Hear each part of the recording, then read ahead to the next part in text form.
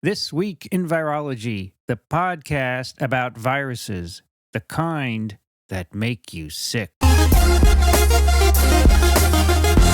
From Microbe TV, this is TWiV, This Week in Virology, episode 670, recorded on October 7th, 2020. I'm Vincent Racaniello, and you're listening to the podcast all about viruses. Joining me today from Austin, Texas, Rich Condit. Hi there, Vincent. How are you? I'm well. I'm looking for the weather and I can't find it. It's not. Just look out your window. Yeah, I know. It's kind of cloudy. And, here we go. Wait a minute. 70 degrees. We have a nice day. It's sunny here. And, it's getting chilly. All the plants in the garden are dying, but currently it is 21°C. Also joining us from southeastern Michigan, Kathy Spindler. Hi, everybody. Here it's sunny, 20 degrees Celsius, 65 degrees Fahrenheit. And from Madison, New Jersey, Brianne Barker. Hi, it's great to be here. I'm sort of jealous that you're so close to me, Vincent, and it's warmer there. It's 66 Fahrenheit, 18 Celsius here, but very sunny and beautiful out. It's usually the same, your place and mine, because you're only 13 miles away, right? Right. Something like that. All right, our guest today is from the National Institutes of Allergy and Infectious Diseases, which all our listeners should know is part of the National Institutes of Health. She is the scientific lead for coronavirus vaccines and immunopathogenesis. Welcome, Kizzmekia Corbett. Welcome to TWiV. Hi. Thank you so much for having me. Am I supposed to announce our weather here in Bethesda? You don't have to do anything you don't want to do. It's 70 degrees, which I can't believe it's the same as it is in Texas right now. So I feel happy about that. Yeah, Texas is unusually chilly, right, Rich? Yeah, we've had a little bit of, I don't know. I don't know what's going on because it's going back up to 90, this week, and we're sort of grumbling about that. But, we're getting into fall slowly but surely. So, well, you know what's going on. Global warming is going on. That's right. Yeah, global warming is going on. So, Kizzmekia, have you ever met any of us at any time before? I have not. Okay. And I notice you're at home, so you've been pretty busy in the lab. I wonder, so how often are you going in these days? I go in, actually, I'm not that busy in the lab. I'm busy doing all of the things outside of the lab these days. And the team is really busy in the lab working around the clock. Mm-hmm. I do go in, I guess, about twice or 3 times a week now. Really more so around organizational things and to try to keep my fingers wet in experiments so I don't forget how to do them completely. But the work is coming from the team more so. Yeah. Yeah. We've had John Udell on a couple of times. You may know John, right? I do. I know. Yes, I do. I know him well. And he's at home and he says, I don't need to go in. My team does all the work. I don't do anything. You won't forget how to do the work. That always used to scare me. And I think it comes from the soul somewhere. So you may be a little squeaqui at times. Well, the thing is, though, it's not even about forgetting the work. It's about forgetting where things are. That's true. Yeah, I used to find that when I would leave for a while, people would pirate all of my reagents. Okay, so my shelf looked different. So I had to go back and, put it back together. Yeah. Well, I would pirate your reagents too. You were good in the lab and people knew that. So they figure I'll just steal his stuff. Right. I have a friend who, if somebody would say, "Oh, can I borrow your SDS?" she would say, "Here, you can take mine. I'll just make myself some more." And she would try and do a guilt trip on them. Yep. Yeah. You say borrow and people say, "Really? Are you going to give it back?" Yeah. Ed Ziff used to have all of his reagents had numbers on them. Solution 152, solution 45, and a book where they were all cataloged. So that's smart. I like that. So you couldn't rip them off. You didn't know what they were. Well, unless you got the book, right? Yeah. That means unless you got the book. Finding the book. I could imagine that Ed would take the book home every night, but then if you forgot it, you're in trouble, right? What do you do? So, Kizzmekia, we want to talk about your work, but let's start with a little bit about your background in history and education and so forth. Tell us, where are you from originally? I'm from Hillsborough, North Carolina. It's about 15 minutes from Chapel Hill. So I grew up in a very small southern town.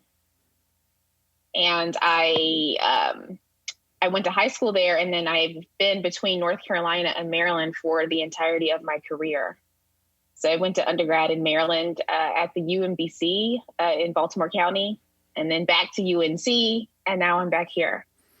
Can you remember how far back in your career you got interested in science? Yeah. Well, I was always interested in science from a classroom perspective.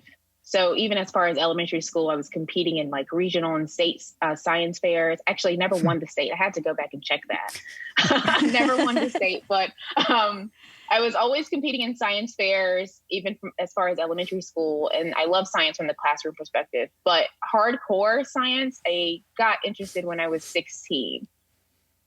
I was like an organic event. chemist. You said what? It sounds like an event that happened. Yeah, I mean, well, so I was a part of an internship program. It was for high school students, and the American Chemical Society sponsored it. And it was a way for me to make, I think it was like $3,000 for a summer, which for a high school student is a lot of money. But also, I got to do something that was really cool and fun. It was organic chemistry. I did chiral compound synthesis, and it was like so fun as a high school student. And from there, I was like, okay, I'm definitely going to be a scientist. And where did you do that? At UNC. Okay. At UNC, yep. At Keenan Labs at UNC. At the time, I had no idea what that meant. But whenever I say that now, people are like, what? You were in Keenan at 16? And then you went to UMBC, so University of Maryland, Baltimore County, right? Yes. And so that's well known, I think, for promoting research opportunities for undergraduates. Is that part of why you chose that, or? It is exactly why I chose that. Yeah. UMBC has a program called the Meyerhoff that's pretty renowned for promoting, the track towards getting a PhD for undergraduates. I think that they have like the most students to get PhDs. I don't know what the statistic is, but the program is really renowned. And when I visited when I was in high school, I was like, okay, if I'm going to go anywhere, I better come to a place that actually cares as much about me getting a PhD as I do myself. So that's why I chose UMBC. Plus, I'm from a pretty big family in North Carolina, and I'm the second oldest, and I was not going to be within driving distance of my family. So I just lost it. Oh, yeah. Entering. So you were convinced, you knew going into college that you were headed for a PhD in your mind, right? Yeah. Did you ever consider medicine? The decision was between an MD, PhD. And then once I learned more about what medical school entailed, I thought that I would be completely unhappy in medical school. I don't think I would be unhappy as a physician, but I did know that I felt like my personality was a pretty academic, free-flowing, freedom of thought, do what I want kind of personality. Okay. And if I was going to spend upwards of 7 years somewhere, then I better be happy doing it. Excellent. So you ended up, though, at the University of North Carolina for your PhD, pretty close to home, right? I did. Whose lab were you in at UNC? Apparently, I miss my family. Which lab were you in at UNC? Aravinda de Silva. Okay.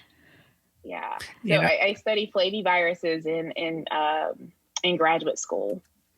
It's funny, on your Wikipedia page, the link to Aravinda is to a cricket player. It's the wrong link. Oh, really? I'm following. I said, I didn't know he played cricket. you know, and then sometimes when people link dengue fever, particularly on Twitter, it'll go to a band that's called dengue fever. That's right. Right. Oh, I have to get that. It's funny. They don't really, it's not acceptable to change your own Wikipedia page, apparently. So, Right. Well, now that we've mentioned it, someone will fix it. So when did the interest in viruses arise and how?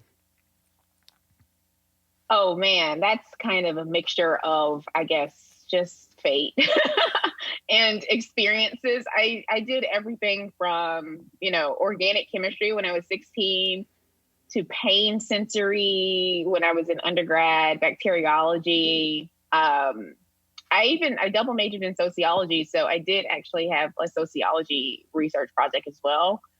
So I did everything. And I guess that's what matters, is that the viruses and vaccine development really stuck. So I was actually in Dr. Graham's lab every summer in undergrad. I didn't work on anything remotely close to what I work on now. It was very basic RSV, dendritic cell stuff. And I just became really interested in, from the inside out, seeing how the VRC operates like a small biotech, and being able to see, particularly at that time, what was some really high profile HIV vaccine development. I was just stuck. I was like, if I'm going to do anything, if I want it to have an impact, then viruses seem like the way to go. And I mean, I guess we can all agree they're pretty cool. So not going to get an argument to the from choir us. Here. Yeah, yeah, not from us. So I have a sign in my office that viruses are the coolest organisms. So, and we've been doing it all our lives, and now people are just learning that, right? So. Oh my gosh. I can't believe people are just learning that. And then the debates about viruses that we settled like years ago, like, are they alive or not? Yeah. Better late than never, I guess, right? So after your PhD, where did you go next? Back here. So I came directly to the VRC after my PhD. I think I defended on like a Friday and drove to Maryland on that Monday. So no break so far. And that you had been going there every summer, so it was kind of a natural thing for you to go back there, right? Well, what was important for me is that the transition be smooth. So when I was choosing where to do my research fellowship, I wanted to go to a place where I didn't feel like I needed to learn the environment. And that's actually pretty shunned upon.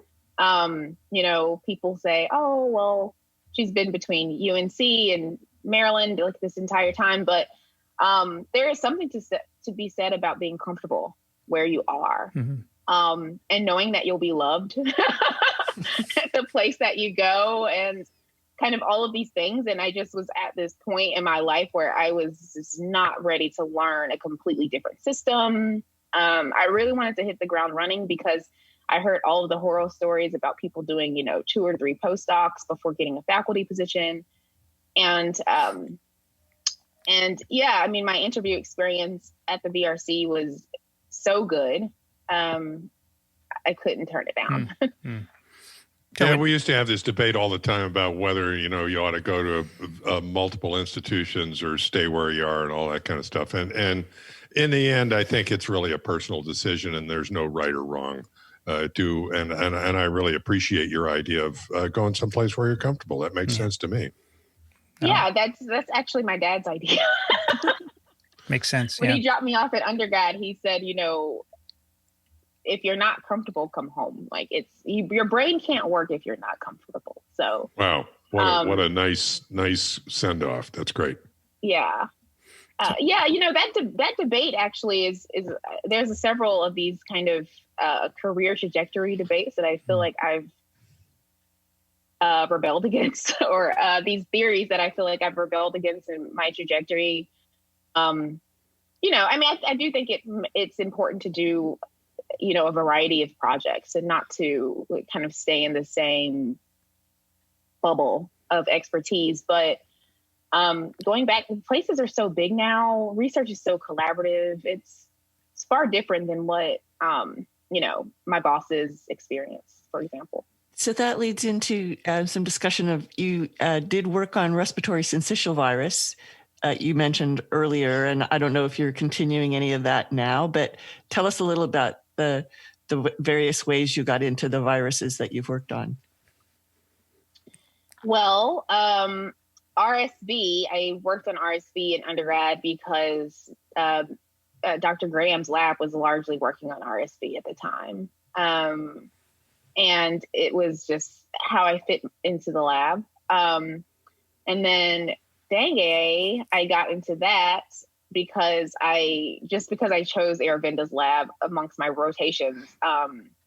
It was actually, like, oddly enough, I was choosing between Ralph Barrick's lab, which coincidence now, and Aravinda's lab in graduate school. But I was used to such a small lab, and Ralph's lab is so big and overwhelming that I chose Aravinda's lab. And so I just ended up working on flaviviruses, in that way. The other thing that was really interesting about the work that I did in graduate school was that it was a pretty different, or I guess an odd project for someone getting a microimmuno PhD, because I got to work with this large cohort of human samples.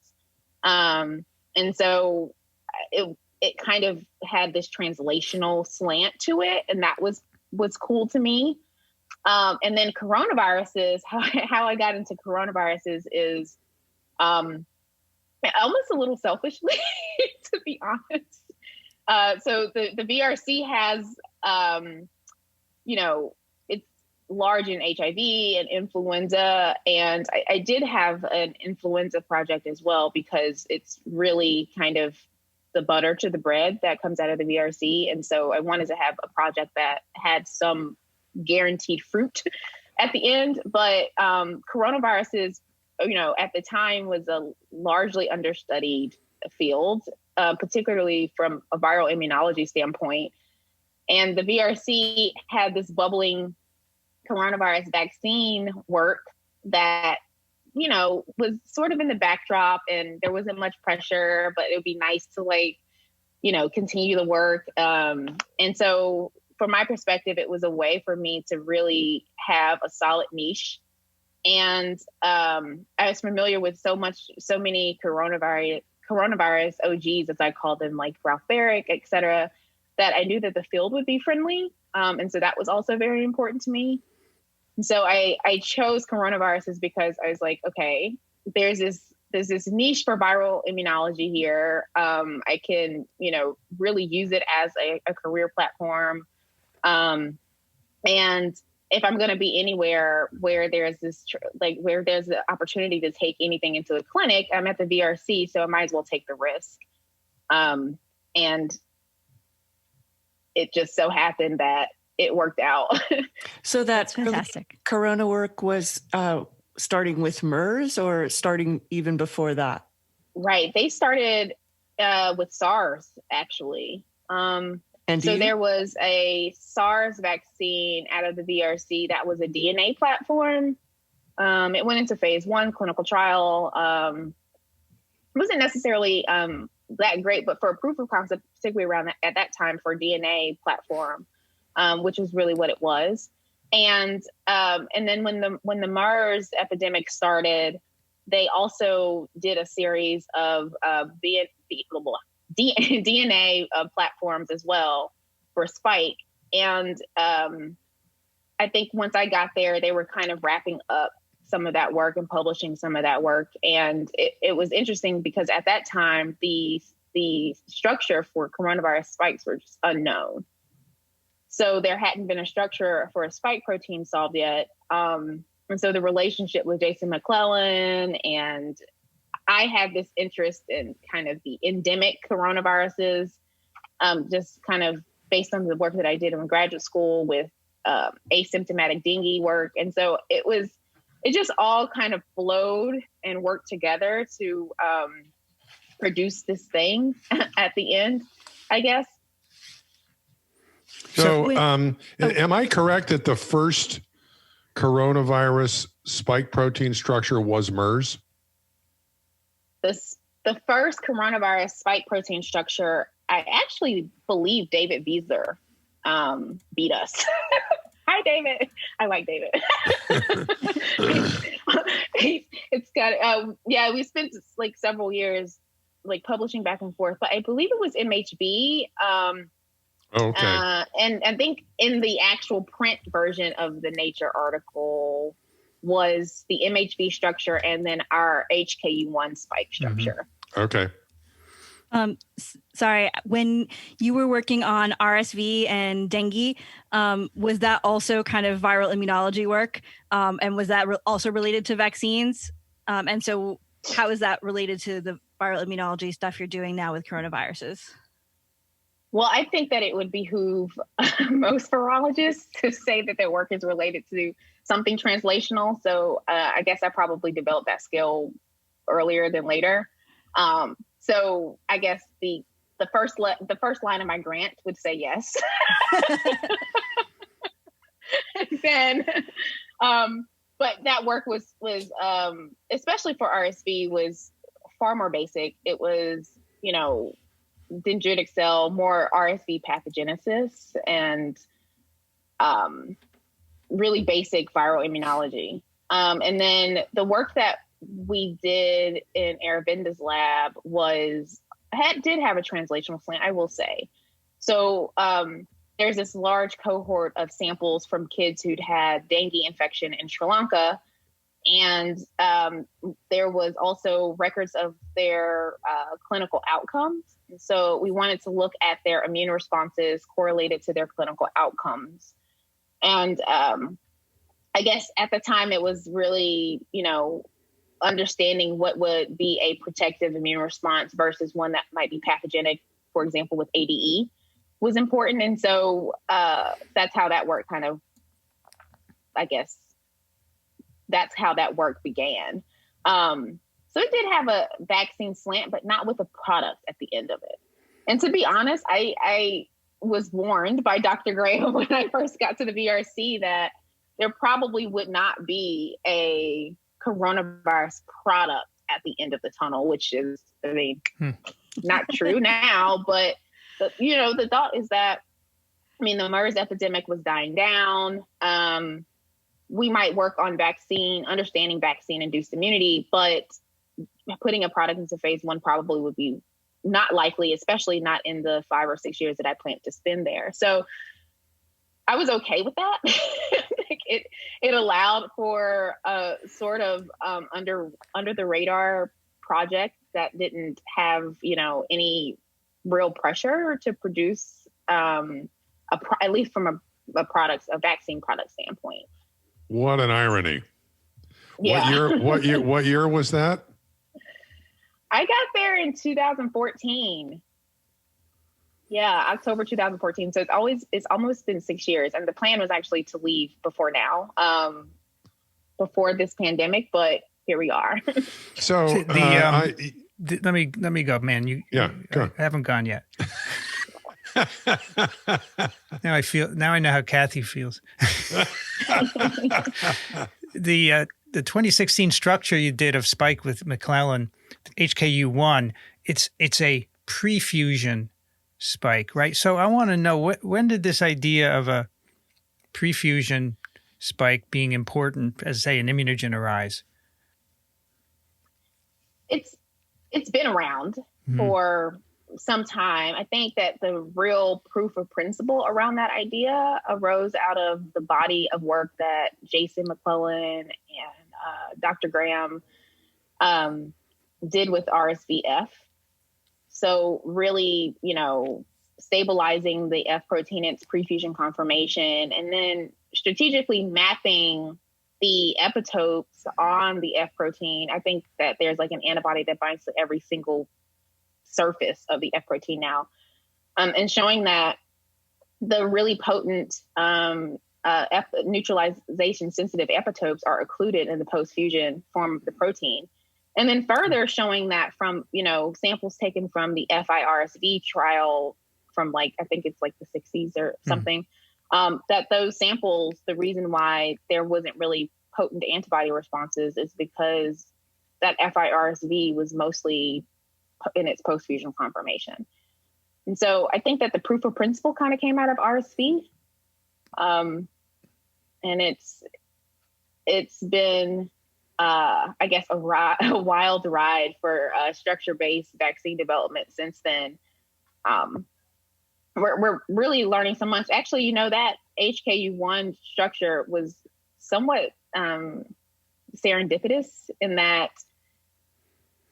the MERS and SARS spikes are so big. I mean, they're all so big and they're highly glycosylated. So expressing them in cell culture proved pretty difficult in their wild type form. And so HKU1 wasn't like that. It was more easy to express. It was more homogeneous just in its wild type form. And so it kind of ended up being what we thought to be a structure that we would solve so that we could further solve the more relevant or epidemic strains. So MERS and SARS. And that's really how it worked out. There's no, in that first paper, there's no pre-fusion stabilizing mutations. We weren't thinking about it from an immunogenicity standpoint. So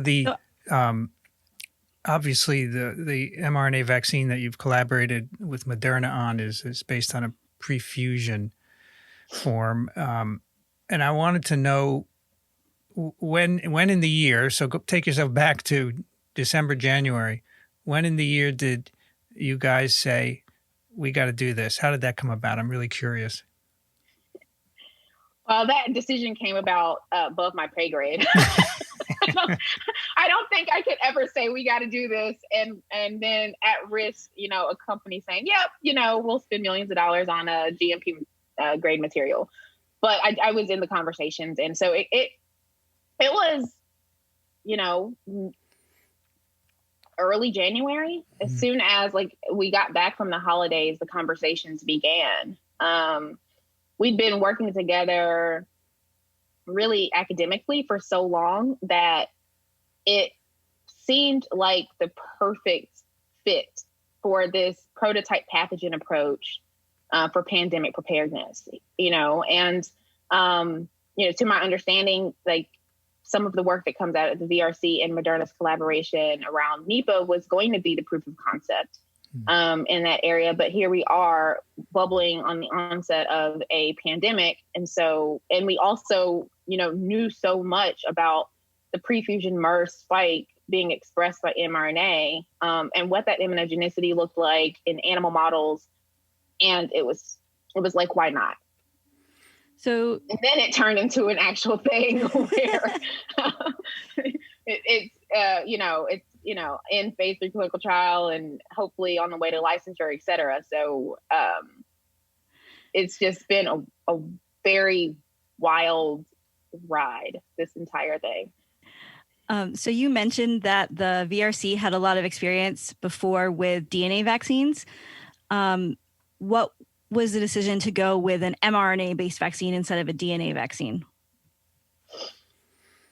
Well, so the DNA vaccines, at least in the VRC's experience, for coronaviruses at least, did not elicit really robust immune responses, antibody responses. And it was, when Moderna, in the beginning of Moderna's kind of stepping into the vaccine realm, the data that they were showing with their flu platform, et cetera, was almost as if you can't miss. I actually remember asking someone that was presenting some of their data, okay, can you tell me something that's not perfect did anything go wrong with these animal experiments? Because it just looked so good. It's obviously extremely easy to manufacture, and you don't have to deliver it, by electroporation or these, it's non-intrusive the way that you have to deliver the vaccine. And so it just seemed like the way to go. And the more that we really use, especially around some of the preclinical data that's come out of for SARS-CoV-2, the more that we look at that data, I think that the decision seemed so clear around, the lack of inducing an enhancement phenotype in animal models, the doses that we are seeing that we are being able to use, et cetera.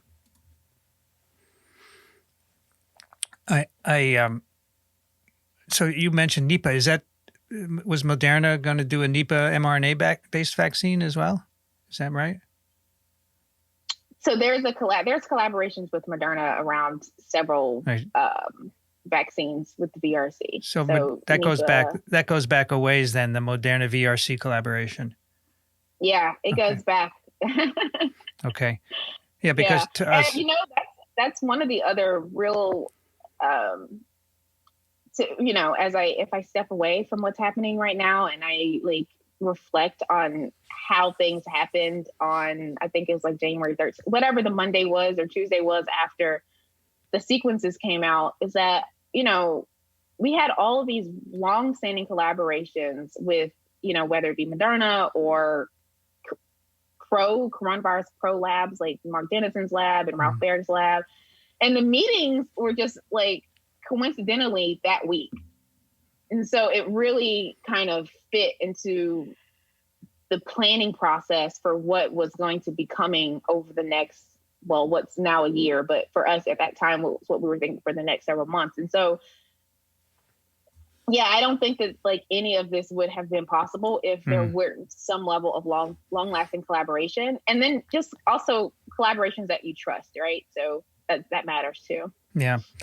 You were in a bunch of papers, obviously, on this mRNA vaccine, and one of them you noticed, I think it was a non-human primate study. You noticed you protect both the upper and lower tract from infection, and you point out that the Chadox vaccine only protects the upper tract, and I wondered if you had any thoughts about why the mRNA vaccine can do both. You mean the Chadox vaccine at least delivered IM? Because now that they've shown that delivers intranasally, obviously it does protect the upper airway. Different mechanisms. So I think that they're both very good platforms. I actually think that most of the leading platforms for SARS-CoV-2 are good platforms. But I think that what's happening with the mRNA platform is that we are eliciting extremely robust neutralizing antibody responses. And for Chadox, the neutralizing antibody responses are somewhat more modest.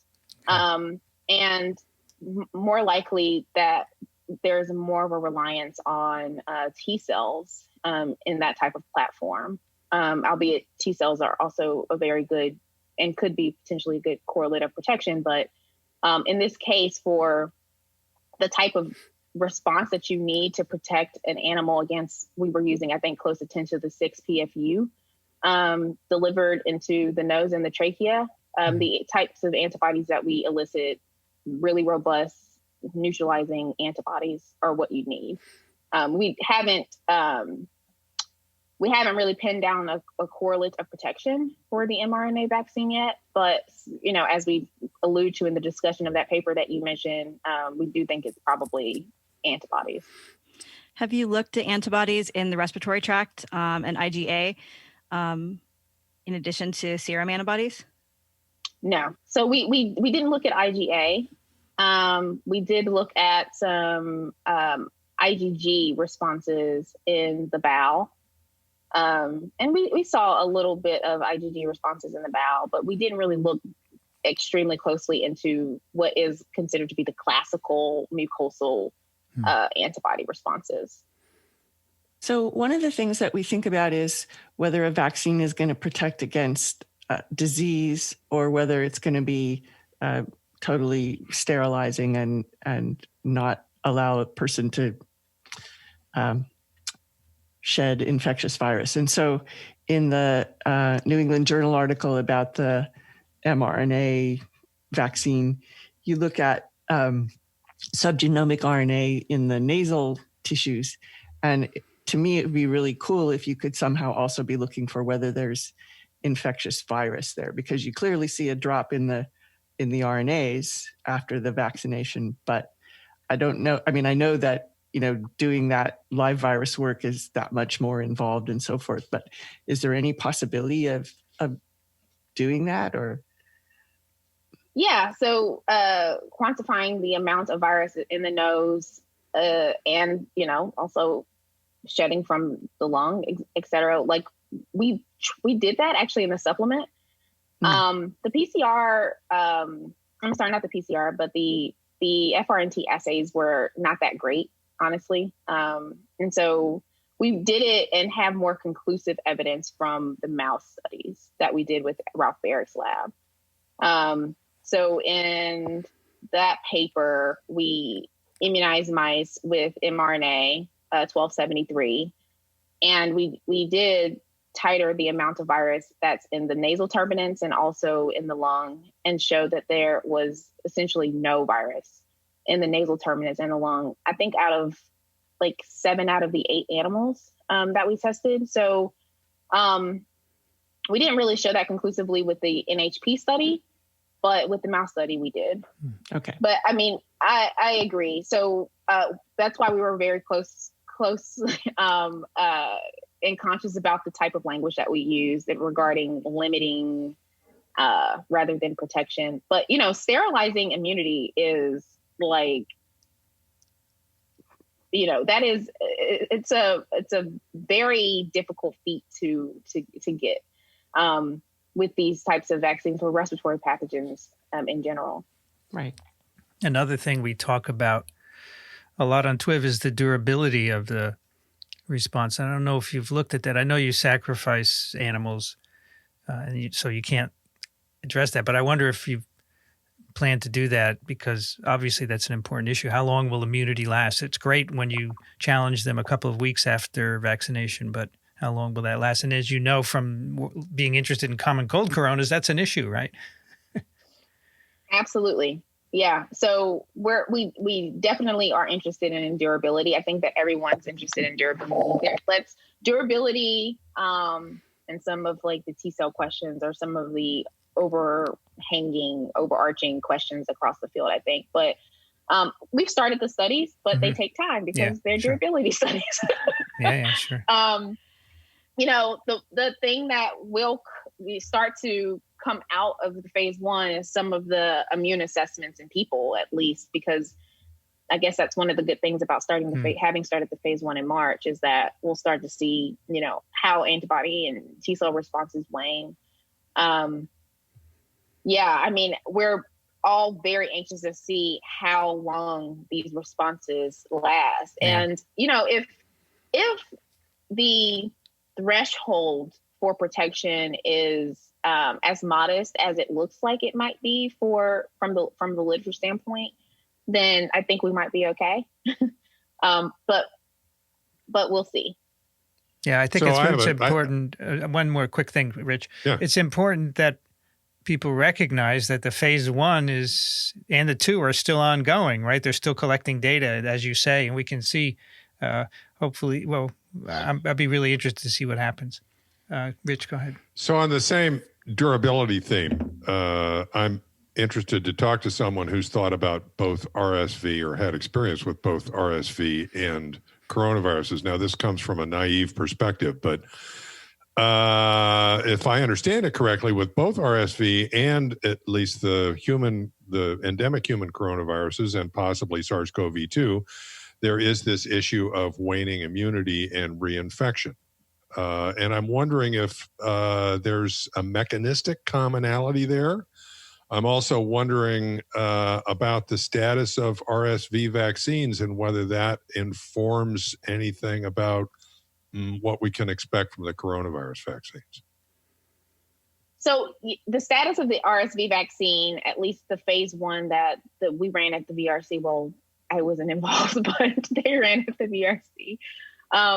The durability actually looks really good out of that vaccine. So this is just the protein-based, stabilized, prefusion RSV-F vaccine.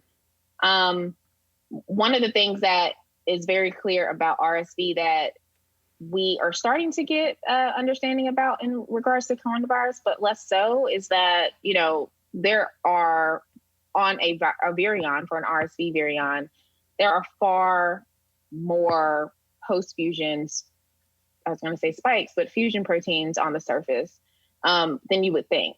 So a lot of those fusion proteins on the RSV virion are just inactive. And so that's what your body is seeing, really just a terrible antigen. I think that the same is probably true around coronaviruses. I guess it's probably less stark, though. Just knowing what I know about, expressing the spikes in cell culture and how the spontaneous flipping into the post-fusion conformations of the spike is less readily available than it is for RSV. But I think that some of the mechanisms are the same. I think that the trick is to deliver an optimal antigen to the immune system and to really trigger in order to trigger the type of immunity that you want and the memory that you want. I think that, what's coming out of some of these serology studies for SARS-CoV-2 and showing that, upwards of 30% of people that have in their convalescent phase just don't even have any real neutralizing antibody responses at all. For sure, the virus is hiding something. And it's possibly the most potent of the epitopes that we will want to see on the spike protein. So, I mean, some of these vaccines, are eliciting 10 to the 4, 10 to the 5, IC50 neutralizing antibodies. And to me, that's whopping. So does it somehow work to the virus's advantage to be displaying post-fusion conformation spike? It doesn't work from an infectious advantage, but there's probably but from an immune evasion or something. Yeah. Same with glycans, right? The way that hypothetically, the way that I think about coronavirus is it's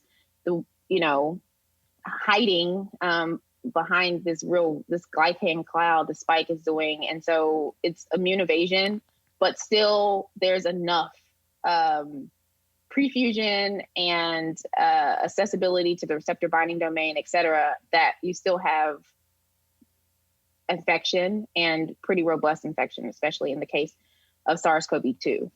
So I think about this a lot because I originally was interested in the HKU1 and OC43s, et cetera. And, even the difference in how the spike receptor binding domains don't flip up and down in this really dynamic hand waving motion, I think probably has something to do with, the pathogenesis, et cetera. So there are a lot of questions to answer. And now I'm happy that we have basically every single brilliant virologist and immunologist in the world working on it. So do you have any idea, any thoughts about why with both RSV and coronaviruses in the natural infections there is waning immunity? Well, for RSV, it's pretty much proven that the potently neutralizing epitopes are occluded mostly. And so basically people weren't eliciting really robust antibody responses following infection. Okay. I don't really necessarily think that on a epitope specific level that's been determined for the coronaviruses, but I think it's probably a combination of things. I think it's, glycan masking, probably epitope visibility and display on the viral surface, et cetera. So from that point of view, am I correct in thinking that a good vaccine might do better than natural immunity? Well, I think that a good vaccine, the hope is that it would do better than natural immunity. I think that most people, when they have that bar on the side of their graphs, where the NHP studies and their human studies where they compare to convalescent sera from humans, I think that that's the kind of the passive aggressive point that we're trying to make is that vaccination seems to be doing better, at least in the short term, for the natural infection for sure. Is there a mRNA vaccine for RS in the works? Sounds like that would be the way to go. You know what? I don't know that. That's actually, I should ask.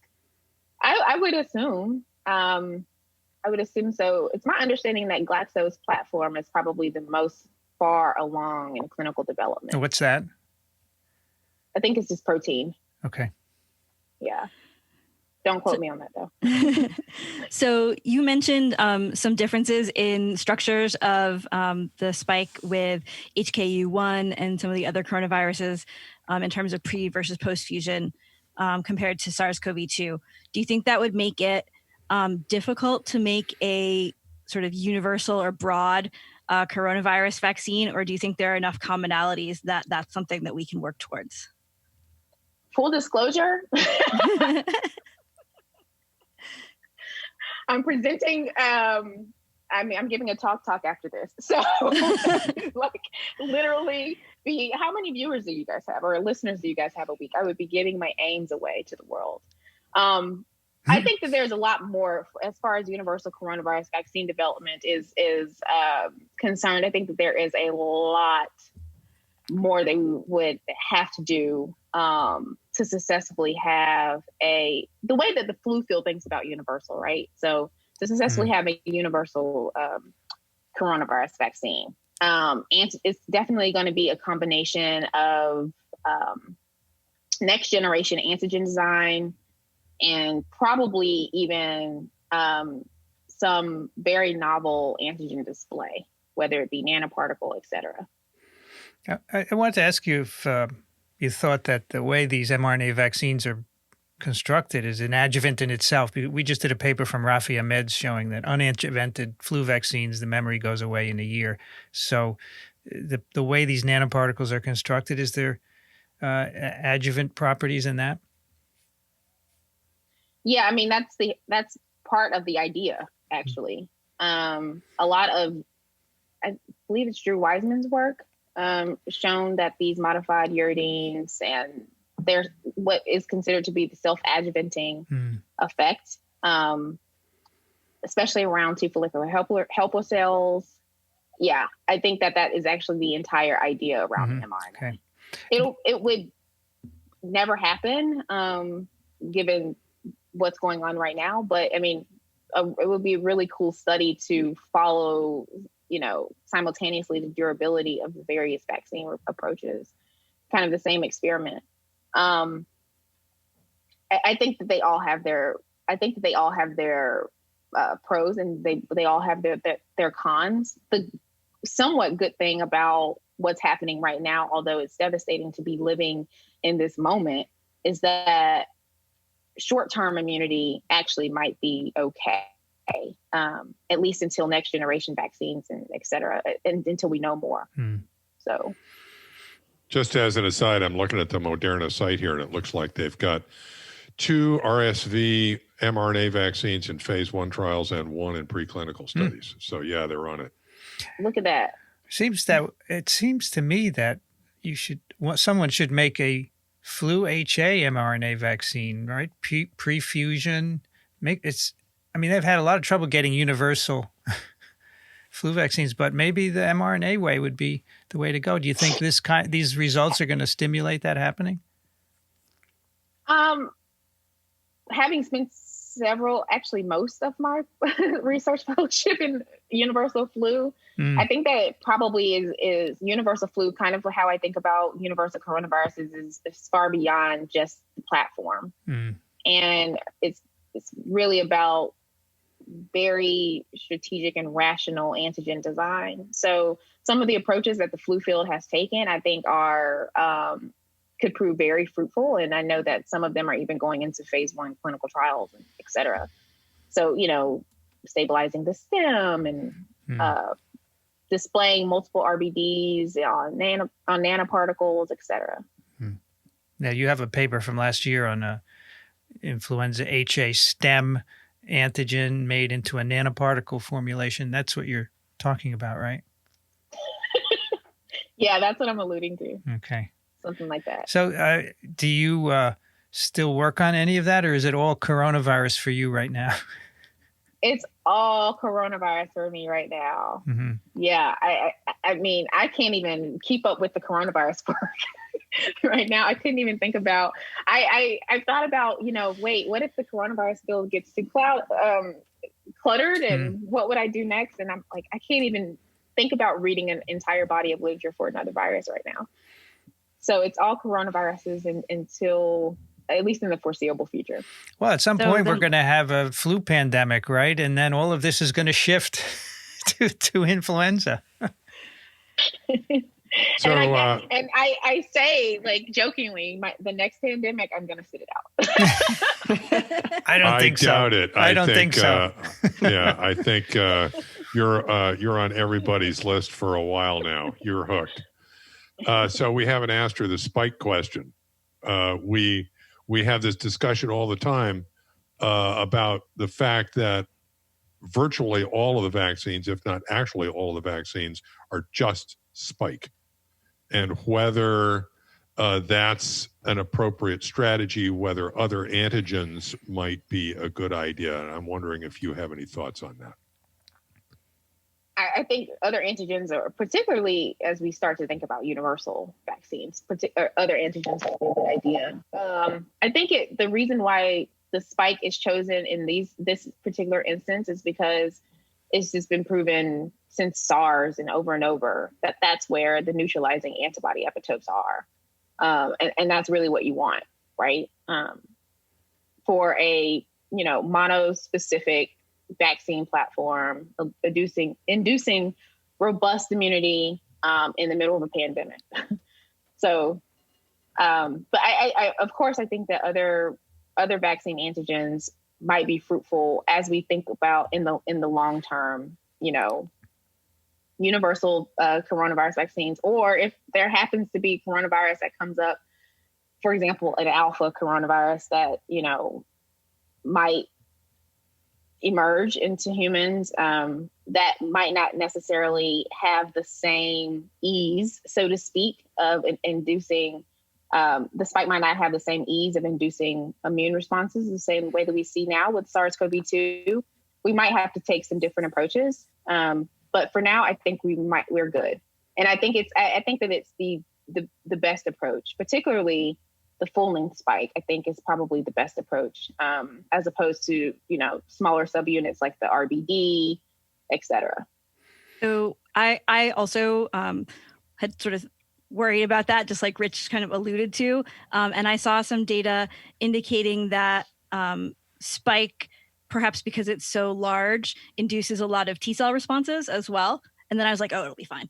And so I guess, was that something that was sort of known for other coronaviruses before you went into this idea of making a spike-only based vaccine? You mean around as far as the T cells are concerned? Yeah. Yeah. So, I mean, people studied the T cell responses for MERS. We didn't really look in depth at T cell responses for the vaccine platforms that we were trying to develop, namely the stabilized prefusion spike. But people studied T cell responses in people that had recovered from MERS infection. So understanding that there was T cell responses that could be targeted to the spike protein is something that we already knew. I think that it, people will probably start to dabble in the next generation vaccines and, for example, the N protein, but we'll see. So you think that the vaccines we see now that are quite advanced, that's not going to be the end of the story. You think over the next few years, others, second, third generation vaccines will be tested and maybe licensed?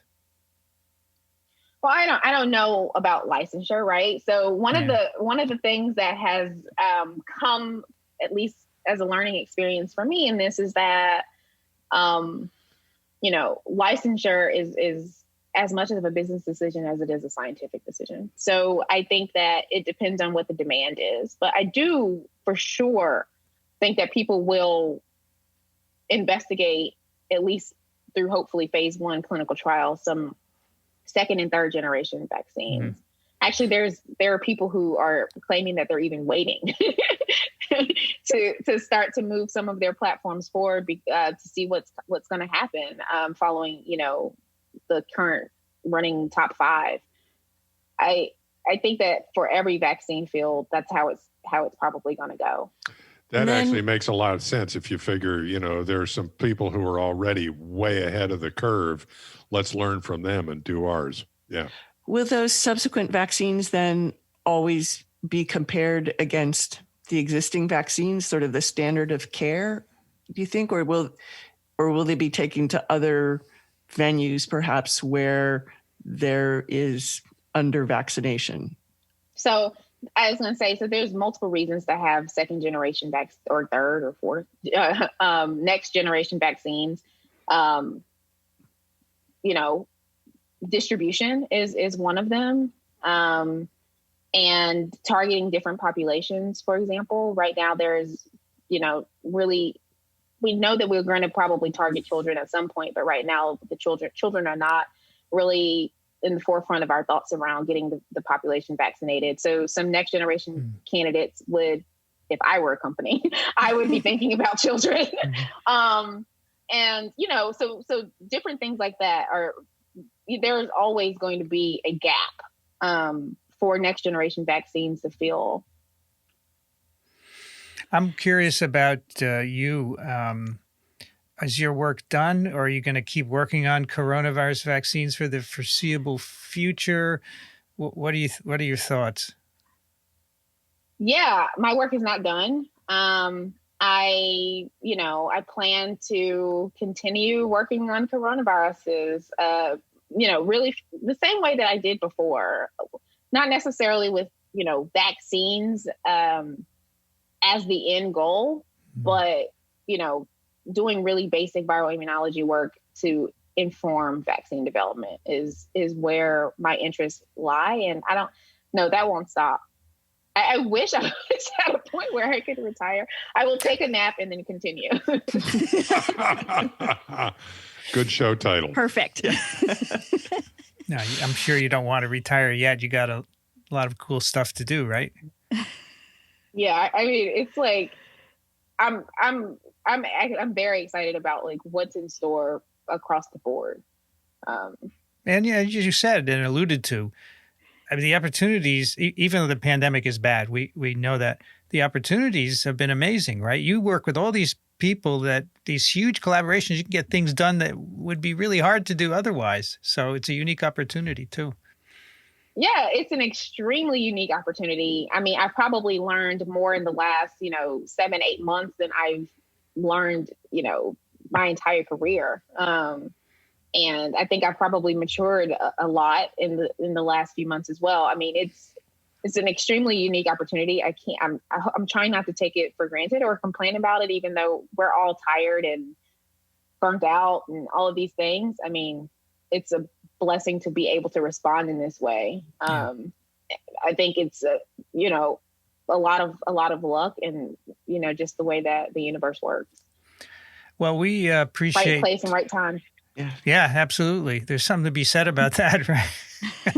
Well, right person in the right place at the right time. Mm-hmm. Yeah, I think that your combination of experience is sort of really fortuitous for all of us that you had it so that you could work on these vaccines for, all of us as the world.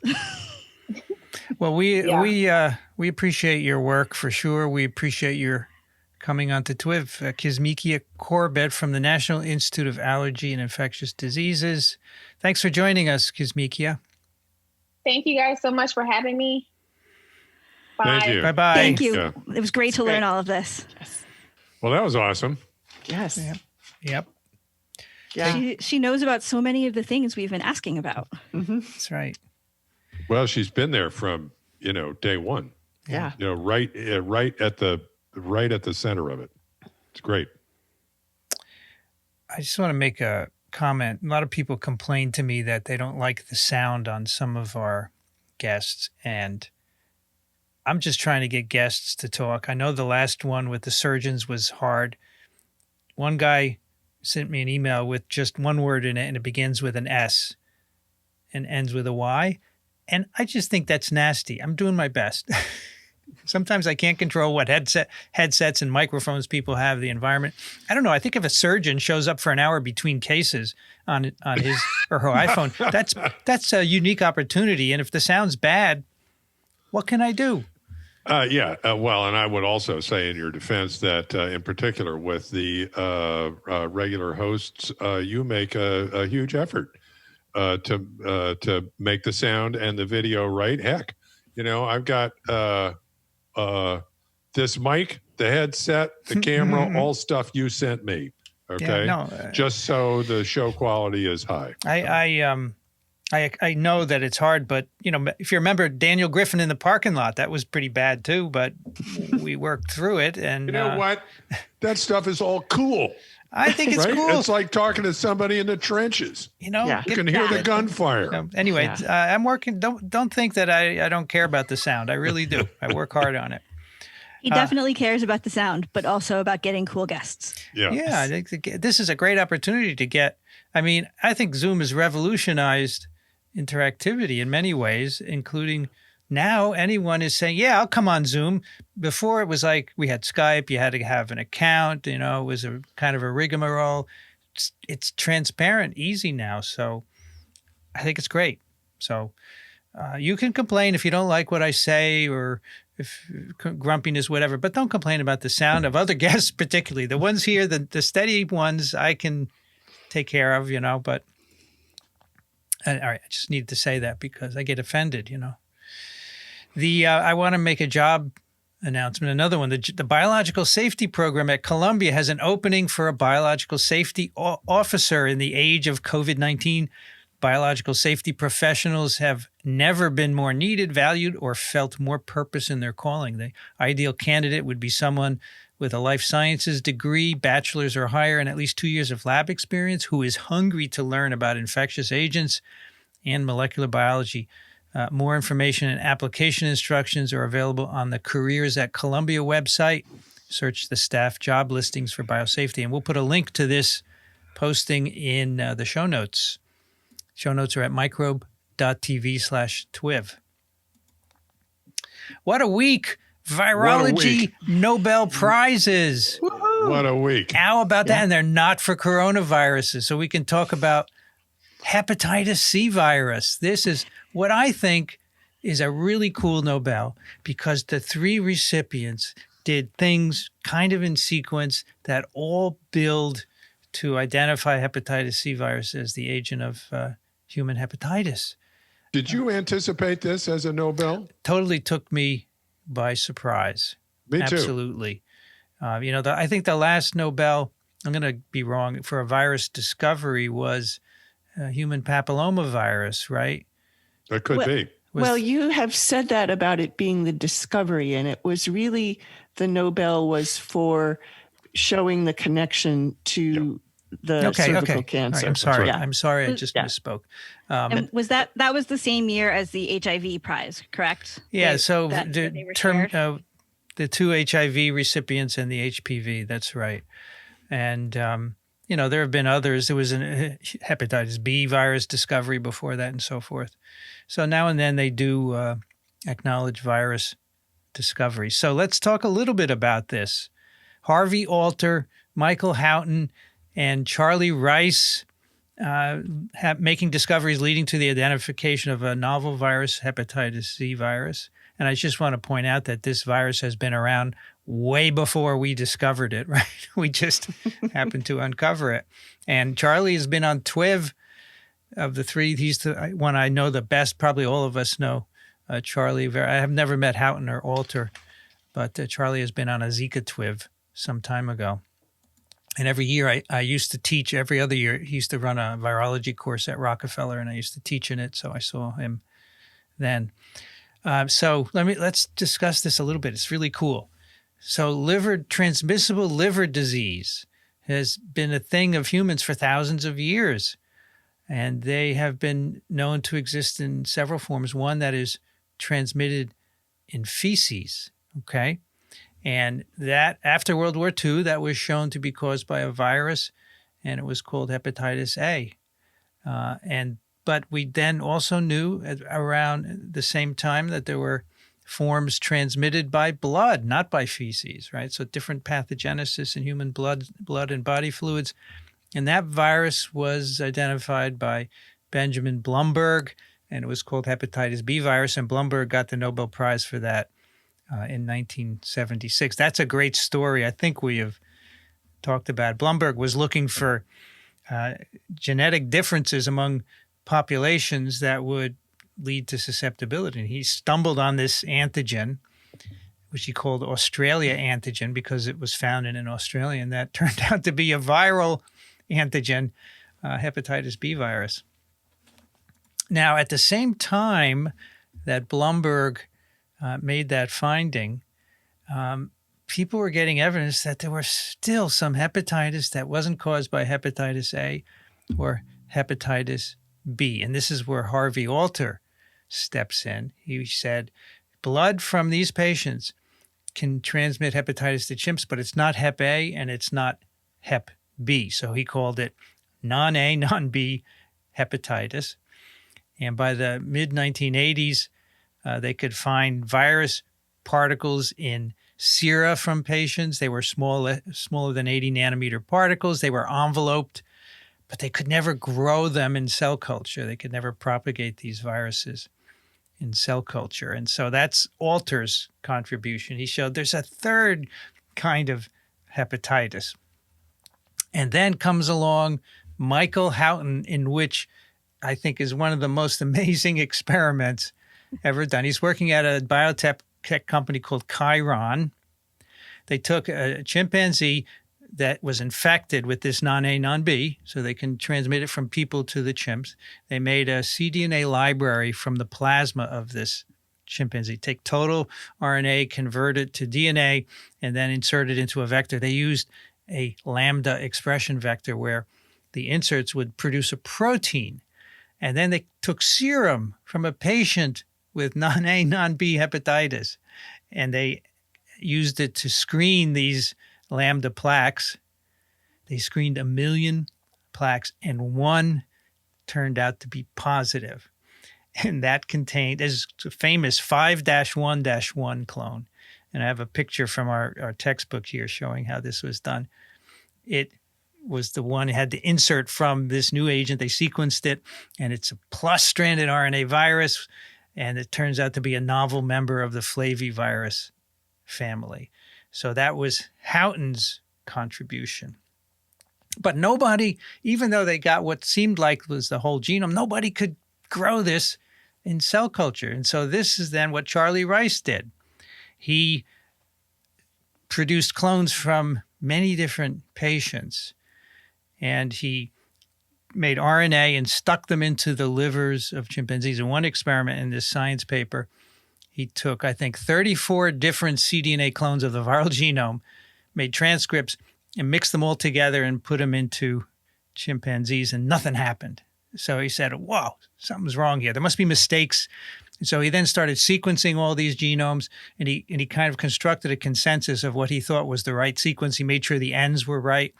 He made a transcript, and then that gave hepatitis to the chimp. It put the RNA transcript right in the liver because they couldn't grow the virus in cell culture. So that completes the circle, right? Transmission of hep C by intrahepatic inoculation. And so that's why I think this is beautiful. We have non-A, non-B by Alter. We have the genome identified by Houghton, and then Rice shows that the virus causes hepatitis in chimps. So for me, it's just a beautiful circle. And then, of course, you have the genome of this virus. Eventually, people figured out how to grow the virus in cell culture. And then that led to, even before that, you could do blood tests for the virus. And then growing the virus allowed you to identify antivirals. And now I have a figure here that I'll put in the show notes. This is a figure from the new edition of Principles of Virology. Decreasing length of treatment regimens for infection with hepatitis C. Starting in before 2013, they would treat patients with interferon and plus ribavirin. They had to be treated for anywhere from 20 to 80 weeks. And today we do triple therapy with 3 different direct-acting antivirals, and you can get treatment in 2 months In other words, you can eradicate the virus from an infected patient. Yeah, and this is a virus that causes a chronic infection and ultimately liver cancer, right? Yeah, it can in a certain fraction of patients. In a certain fraction of patients. And if I'm not mistaken, at one point, I don't know if this is any longer the case, it was the predominant reason for liver transplants in the U.S. And now this is a cure, right? It is a cure because the virus does not integrate, right? It's not a retrovirus like HIV. It's replicating, and you can get rid of all the virus in a person by this treatment. Yes, this triple therapy makes you virus negative in anywhere, up to 20 weeks of treatment, which is a revolution. It's amazing. This is a triumph of science. Now, it's theoretically eradicable because this virus only reproduces in people. However, it is transmitted by intravenous drug use, and that is hard to stop. People continue to infect themselves, and so I'm not sure it'll ever be eradicated, right? So Vincent put a couple of these key papers in. I just want to make comments on the Houghton paper. They actually, from the chimpanzee serum, they ultracentrifuged it so that they would be sure to be pelleting small viruses. And then they used that to make their nucleic acid. And they were unbiased as to whether it would be DNA or RNA. And then to do the Lambda library screening for 1 million, I was trying to remember how many Lambda plaques you could have if you used the big giant plates, maxi the big plates. But it still comes out to be a boatload of plates to get. Probably more than a few thousand plaques on a maxi plate, right? Yeah. It's a lot of plates, yeah. So I could never have any Lambda plaques. Me and Lambda didn't get along. And then another aspect of this was the two papers for Houghton and Charlie Rice are in Science. And back in the day, the 1989 paper and the 1997 paper, the materials and methods in a science paper are in the reference section in tiny font. Yes. And I would always have to point out to students. Now, if you want to figure out how they really did it, look at all the references because half of the paper is going to be found there. And also, there's several times where there's a reference to something and they claim something and you think, really? That was published before? And then it's unpublished. So the kinds of things that would end up now in supplemental data are also in these two science paper reference sections. Yeah, and aren't the figure legends very different as well in terms of the amount of experimental detail? I feel like the materials and methods, when I want to look at a paper like that, I sort of have to look at both the references and the figure legends to pull together exactly what was going on. That makes me remember I wanted to mention this. Of course, if you were this technique is for the museum, as people used to say. You wouldn't use this anymore. I mean, the reason they did it is they could not cultivate anything in cell culture from the sera, and they were just not probably using the right cells. But today, of course, you would just take serum and deep sequence it, as was done from respiratory wash back in December from the first COVID-19 patients, right? You deep sequence and you look for the viral sequences, and they would find Hep C, and that would be the end of it. Interesting, isn't it? Yeah, but I think this is probably closer to a traditional Koch's postulate experiment and fulfilling Koch's postulates compared to that deep sequencing. Well, they would get deep sequencing, say, okay, there's a virus here. Let's reconstruct the genome. We'd put it all together. We'd get it in cell culture or make a transcript and stick it in a chimpanzee. And as with SARS-CoV-2, they recovered virus and stuck it in non-human primates, right? But you can still do that if you just get sequenced, right? And remember that Charlie reconstructed the virus from clones. He didn't have virus from cell cultures. So also I was thinking about the fact that to close that circle, they went back into chimpanzees. And are chimpanzees allowed for any research work now? Because if this was the only non-human primate, no, can't use them anymore. They couldn't have even done that today. Wow. Yeah, good thought, Kathy. It's interesting when the ban on chimpanzee research was first brought up. It was a while ago. I remember Charlie was one of the people who said, we can't do hep C research if you do that. But we have the antivirals, so it's good. That's right, no more chimps. Okay, and then today, of course, the chemistry Nobels were announced to Jennifer Doudna and Emmanuel Charpentier for the development of genome editing using CRISPR-Cas. We'll talk about this in detail on Friday. But that's cool because it's for developing a method of genome editing. It's not for discovery of the system, right? CRISPR-Cas, which other people did. And there's always this discussion, how are they going to give the Nobels? You know, how are they going to split? But this is for genome editing. And these two came up with the first experiment to do that. So that's pretty cool. I have to say, I remember I was at a Gordon conference in the 90s. And Jennifer Doudna was I think, a postdoc with Jack Shostak. And she gave a talk, a postdoc. You know, I've seen a couple of young scientists go on to win Nobels. So she and Andy Fire, he was a PhD student in Phil Sharp's lab. And I used to see him running around the floor. And then he gets a Nobel Prize, which for RNAi, actually, RNA interference. So isn't that cool when young people grow up and do cool things? Yeah. I think that's and this is the first chemistry Nobel Prize to go exclusively to women, right? I don't know that that's happened in another category. The implication from the announcement is that it may have, but at any rate. One thing I want to go back to the hepatitis C virus. I was looking at the papers. There is actually one author in common from Harvey Alter to the Charlie Rice paper. And that person didn't get the prize. So I wonder, in 50 years, we'll be able to read the Nobel archives and see what they were thinking, right?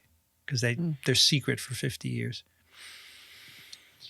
The other thing I wanted to mention is that I think this is important. The FDA released on Tuesday updated, stricter guidelines for coronavirus vaccine developers. The White House tried to block this for 2 weeks. And the Times, anyway, says these guidelines make it highly unlikely that a vaccine could be authorized by Election Day. In other words, an emergency authorization use. And we'll put a link to the FDA document. It's very long, but I think there are two key parts. One, they write data from phase 3 should include a median follow-up duration of at least 2 months after completion of the full vaccination regimen to help provide adequate information to assess a vaccine's benefit risk profile. So that 2 months is why probably push it beyond November. And then they say we need to have at least 5 or more cases of severe COVID-19 in the placebo group to assess, the benefit. 5 cases in the placebo group of serious disease. So that is also difficult to achieve, I think. So that's good. This is good. That's good. And that's the FDA acting as the FDA, period. Right. Doing their job. Mm-hmm. Kathy, how do you say das coronavirus? Well, I think, first of all, you're not going to say the R like an American R. So das coronavirus. Ooh. Or das coronavirus. Okay. Good. Yeah. Someone, actually Irina, who does the bullet points, she sent me a phonetic way to pronounce it, English versus German. Didn't mean anything to me because of all those weird characters, but I'll pass it on to you. So anyway, our bullet points summaries of what Kathy just said. The podcast by Christian Drosten is at microbe.tv/DAS-coronavirus.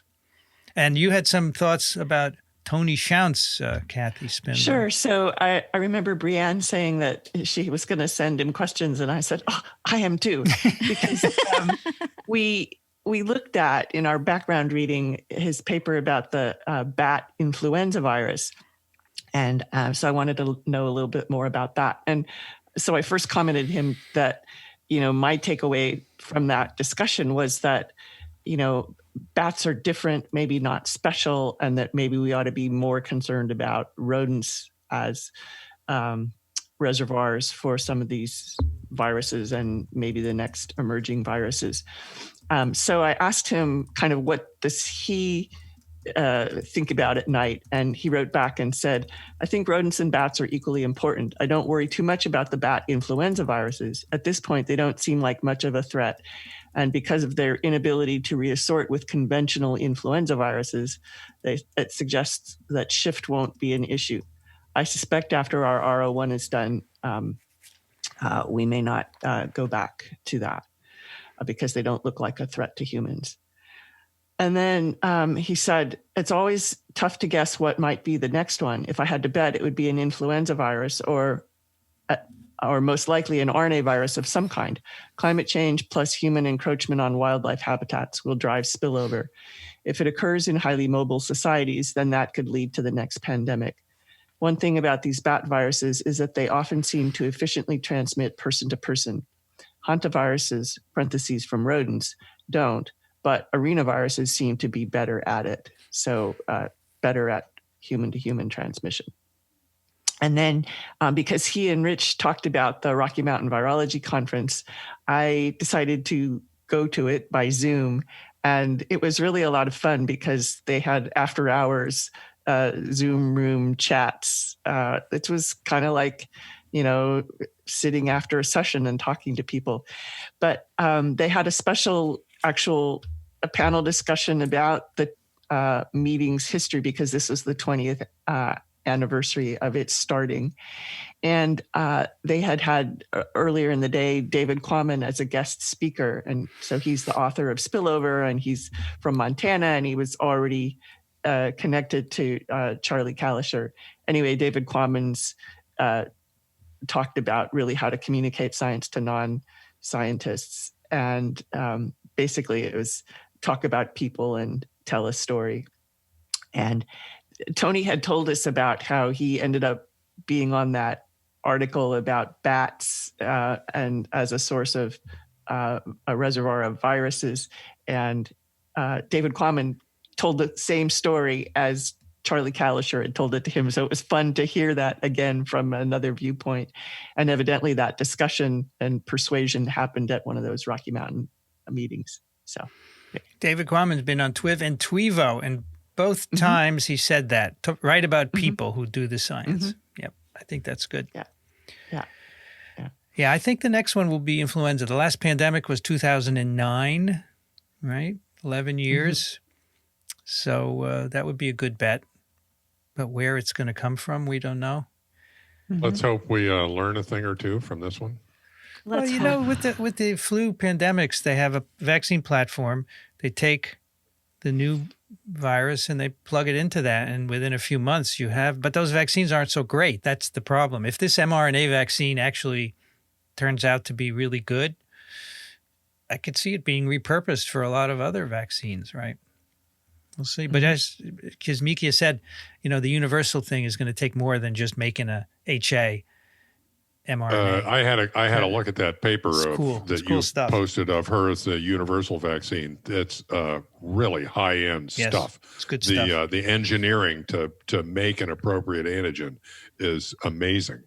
Yeah, I would love to hear more about the aims that she said she's talking about in her next talk today. Yeah. Okay. Do you want to talk about the 1918 story, Kathy? Sure. So on the previous TWiV, the getting the 1918 flu sequence and so forth was discussed, and Dixon was talking about Norway, and I immediately knew what story he was talking about, and it's because when I was at Georgia, I would teach an emerging viruses class. It was the only way I could teach virology in a genetics department. So I would teach a special topics course about emerging viruses. And an article came out in the Atlanta Journal-Constitution, which was my, quote, local paper at the time by Maren McKenna. And it included information about Kirsty Duncan setting out on this expedition to Norway in this island, actually way north of the main part of Norway, Longyearbyen. And I was annoyed in the article because Maren McKenna commented a lot about, I mean, maybe a lot, but it was in 2 or 3 sentences, but about the appearance of this woman, Kirsty Duncan, and even to the point of saying that she wore high heels. And I was just so annoyed that I didn't think that that had anything to do with it. And I wrote to her, and now kind of coming back full circle with David Quammen's thing of tell a story. She was trying to make the point that here was this young woman recruiting these people to go off and try and recover virus from bodies that were buried in this island north of the main part of Norway. And so, and they set up, a pretty well protected way to be exhuming these bodies and so forth to protect themselves from the virus. And that was well described. And so they did get some fragments ultimately, but they were really beaten out by Jeffrey Taubenberger. And he got some of his influenza segments from the military paraffin sections.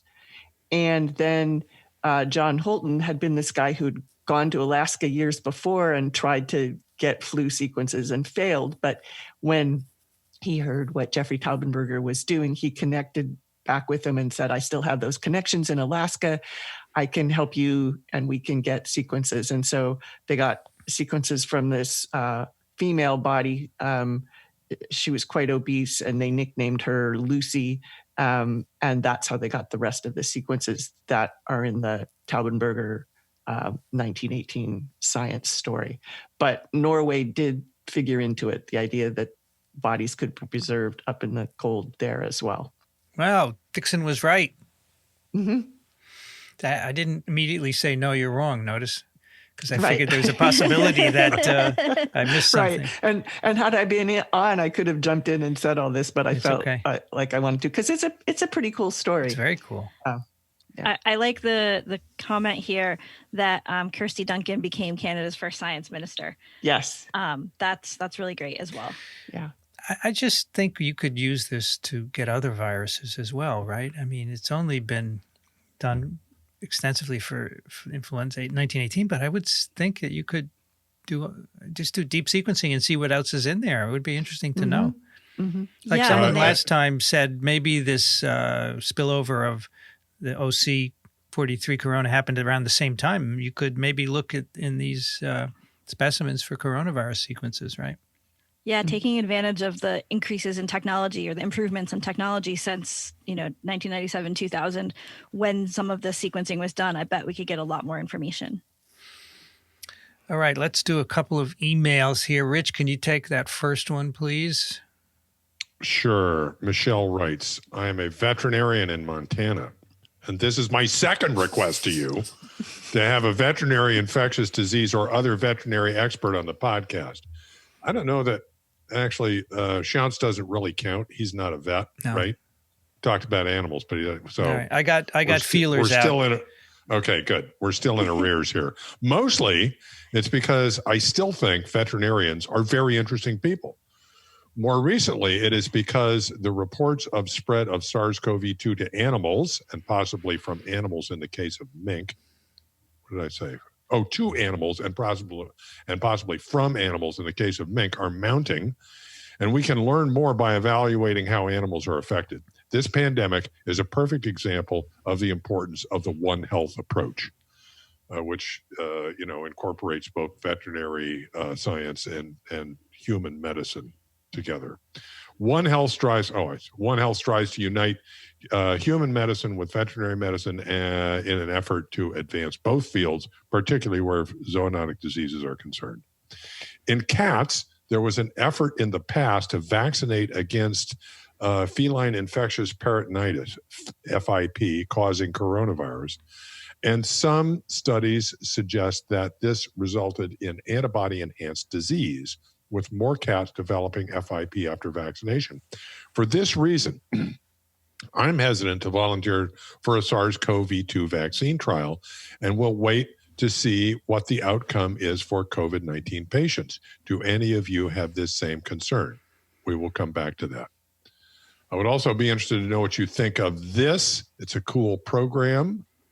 And let me see. I haven't looked at this in a while. This is pretty cool. This is a yeah. Finnish study using dogs to sniff people at the airport, and they say they do a wipe of their skin and they let the dog sniff it, and they then I don't know how the dog says, yeah, you have COVID, whether they react some way, but then they do a PCR and they say they get 100% positivity. It's cool, but I don't know what the dogs are smelling. Must be something different in the sweat, right? Mm-hmm. I don't know. It's pretty something like that. That's really cool. Lastly, I think Vincent would particularly enjoy the following link to my favorite TED Talk. I think of this each time he gets worked up by somebody claiming that testing, tracing, or other control measures haven't been implemented because of lack of funding or other excuses. I believe TWiV 648 had a particularly good rant that brought this to mind. And this is a 1 minute, 20-second TED Talk, which is a record short TED Talk by Shia LaBeouf that is hilarious. Did you look at this, Vincent? Yeah, it is hilarious. Right. Yeah. Very good. That's basically his message is just do it. Thanks to all you do to share valuable information. Every time I listen to a recent episode, I feel like Montana is an alternate universe compared to the reality described in the podcast.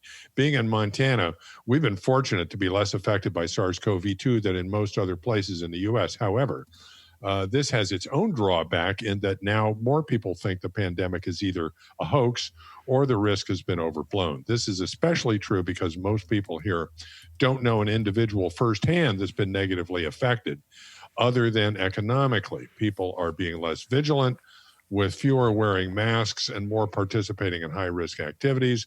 Of course, there are also those that never believed the virus was a cause for concern. I've been very surprised and disappointed to find that too many of my veterinary colleagues either feel that we are all going to get it anyway, or that it's just like the flu. And so there is far less risk reduction than I believe there should be at my place of employment. My worry is that it's only a matter of time before Montana experiences a very abrupt shift in our epi curve, and am frustrated that the general public and those in my circle that should know better about infectious disease are content to just let it happen. Sigh. Stay grumpy, except maybe not with your colleagues.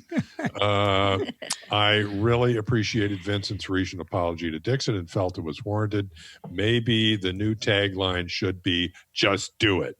Just do it, Michelle the vet. So let's go back to her question about the notion of enhanced disease as a concern, as an adverse effect in the SARS-CoV-2 vaccine trials. I'll tell you my spin is that I am sure that this is one of the foremost adverse effects on the minds of the people testing the vaccines, and that they will be looking for this intensely. And I would hope, and in fact, I trust, that they structure the safety arm of the trials to hopefully catch this if it's happening at any at a level that is significant in a fashion that now the risk of the vaccine outweighs its benefit. Okay.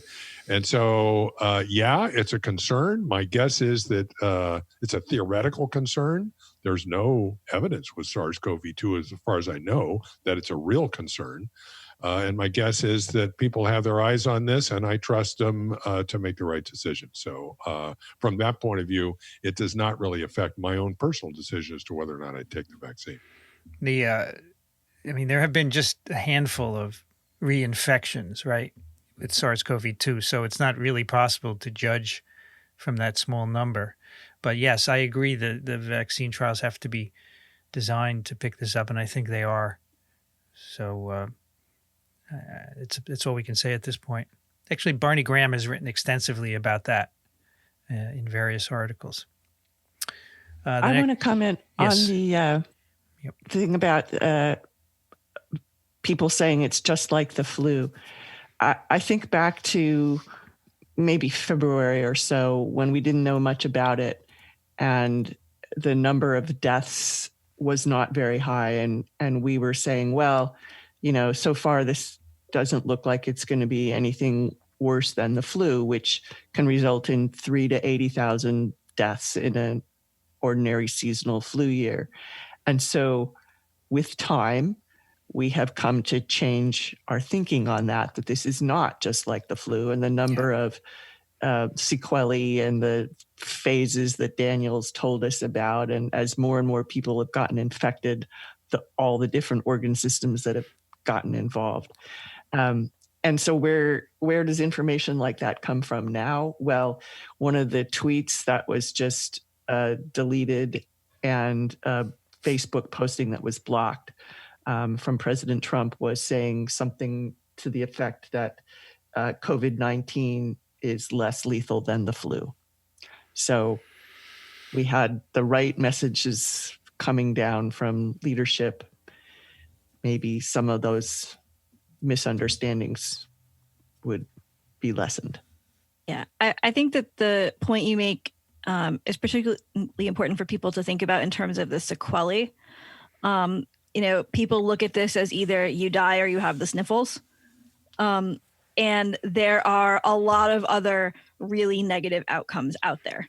And so I think that people need to be thinking more broadly about the possible outcomes of this, which is not always captured in some of the data that are being quoted. I don't understand why this is not being taken more seriously. As you may know, in New York City, certain neighborhoods have now been shut down because the infection rates have gone up, and they are associated with certain religious groups who felt they didn't need to do this. So it doesn't make any sense to me. Well, Michelle articulates this pretty well in the case of Montana, and that is that, the extreme morbidity and the mortality is, in fact, a fairly small percentage of the general population, not the people with comorbidities and the aged. So in many populations, people don't have any direct experience with it. Okay. And it's really hard for people to undertake the mindset that this is not about you. Yes. It's about us as a population. Yep. They're going to transmit it.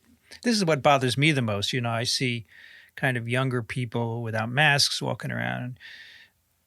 They're not thinking the possibility that they would encounter an older person and infect them and it would be lethal. And I think you need to think about other people. But I have also realized that our listeners are not those people. So we're just kind of talking into space. Everyone pretty much understands that. Yeah, but our listeners, probably know other. I think we're educating some people who came here looking for information. And plus, a lot of those people know others that could use the information. And so spread the word. Tom writes, Vincent, although virology is far outside my rather bottlenecked wheelhouse, I enjoy listening to TWiV now and then, especially when my brother-in-law sends me segments he thinks I might like. A good example of such was today's discussion of far UVC, which looks very practical and widespreadable. I wanted to send you this photo of California sycamore, Planetus racemosa, blossoms at our house in very early spring before COVID really hit us. Maybe this photo will change the origin story of COVID. Respectfully, Tom. And it's a nice image of the California sycamore. So we have trees that have seeds like that here. We call them gumballs, and they cover the lawn, and when you walk on them, they hurt. It looks the same thing. These are really striking because they're red against a nice green background with a blue sky. And we used to have show images that were sometimes things that listeners send in. And to me, this would make a really good one in that series. Kathy, did you notice last Friday had a virus image? I did. Not people? I did. Okay. Right. Yep. Kathy, can you take the next one? Oh, yeah. Doug writes, Dear Professor Spindler, I eagerly await TWiV new episodes and particularly enjoy your contribution. You're always very thoughtful and reasonable. I greatly appreciate your time and effort during these last 8 months. Hard to believe I've now listened to more than 80 episodes. Up early today, I already finished today's episode. As a business surgeon for 25 years, I believe I have found a reliable solution to prevent glass and goggle fogging, which is far less traumatic to the delicate skin around the nose and eyes, because I had talked about the surgical tape that does kind of pull at your skin when you pull it off. And so Doug suggests a piece of this Tegaderm, which we primarily use to cover skin incisions, placed over the bridge of the nose reliably blocks vapor from fogging glasses. I found this link and was pleased to see they are reasonably inexpensive, about 50 cents per use. Using these will also discourage fussing with adjustments to the mask. Hope you find this useful. Best wishes, Doug. So I was amazed because he had written his email at about 5 in the morning, and you release them at what, 2, Vincent? Midnight, in the morning? Midnight usually. Yeah. Midnight. Okay. So I just thought, does he have insomnia or what? And you said, no, he's just a surgeon and up early. Yeah. Well, So- I just want to point out to the other TWiV co-hosts that sometimes we are reasonable and thoughtful too. Although Doug would suggest that maybe we're not. I know that Kathy is. I agree that Kathy certainly is. But sometimes we are. Personally, I'm not always thoughtful and reasonable. But Well, and he wrote this specifically to me, Yes. and then I asked if it would be okay to put it in okay. the show queue, and Yes. he said no yes. problem. I had to use Tegaderm for a wound at one point, and I actually remember it being very painful to pull off. So I'm surprised that he mentions it here as being gentle, because I have striking memories. Brianne, what do you do of that. for glasses fogging? I don't have glasses. Does it just, I was Ooh, just, that's a solution. I was But just if you were joking. in the lab working with your safety goggles and a mask, True. then it could be That's a true. concern. For reasons that are not clear to me, when I put a mask on, it fogs and then it goes away, and I don't have to. I don't know why. Maybe it's the kind of mask or something. But Brianne, can you take the next one, please? Sure. Karen writes, thanks for the information. I recommend your podcast to all of my DO and PA students in my class materials. I listened with interest to the behind the ear real estate problem. I wear glasses and earrings, which also cause issues with the mask. I suggest altering the mask elastic to go all the way around the head rather than behind the ears. This modification works really well. Also, for dealing with glasses fogging, try body tape, the stuff that models and beauty pageant contestants use to keep the bathing suits from riding up and the sleeveless ball gowns from slipping. It is basically two-sided tape that will help the top of the mask seal better, no leakage. Regards, Karen. And she is a faculty member at Toro College of Osteopathic Medicine in Nevada. I didn't know they taped their dresses and stuff. They do. Oh, yeah. Vincent, how could you possibly not know that? I didn't know anything. Yeah, I've seen this, don't use your ears solution, and I have yet to adopt that, but that's a good solution. I like this thing that Rich first mentioned, the real estate behind the ear. Real estate is cool. Yeah, that came from my audiologist. Okay, I stole that from her And we have another because one. I complained of the problem, Yeah. and she said, "Yeah, Real I've heard estate. this."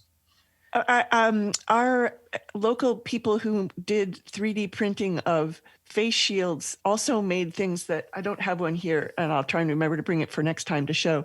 They're plastic, and they have little different places where you can hook the elastic on, so you can just use that. You don't have to sew or modify your mask. You just use one of these plastic things to extend, and then it takes it off your ears, but around your head. I've seen Would you have believed months ago we'd be having these long conversations about how to wear your mask? Real estate. I love it. Brianne, did you have something else there? No, I was just going to say I also have seen those same devices. Okay, Rich, you're next. Take one more round. Paul writes, referring to episode 665, someone wrote in saying that they just gave up on their hearing aids in favor of mask wearing because of the lack of real estate behind the ears. That was me. There's a better way. You don't have to give up your hearing aids. Use a mask that routes the elastic over the back of your head and behind the neck. I've been using these since the beginning. I've made dozens of 3-ply cloth masks for myself and others. It gives a link to the instructions. Note that this method assumes that you have a sewing machine and can use it at least as well as I can. That is, you don't have to be all that good. Thank you so much for TWiV. You've inspired me to up my game in terms of COVID-19 precautions. I thought I was doing good, but you got me to do better, Paul.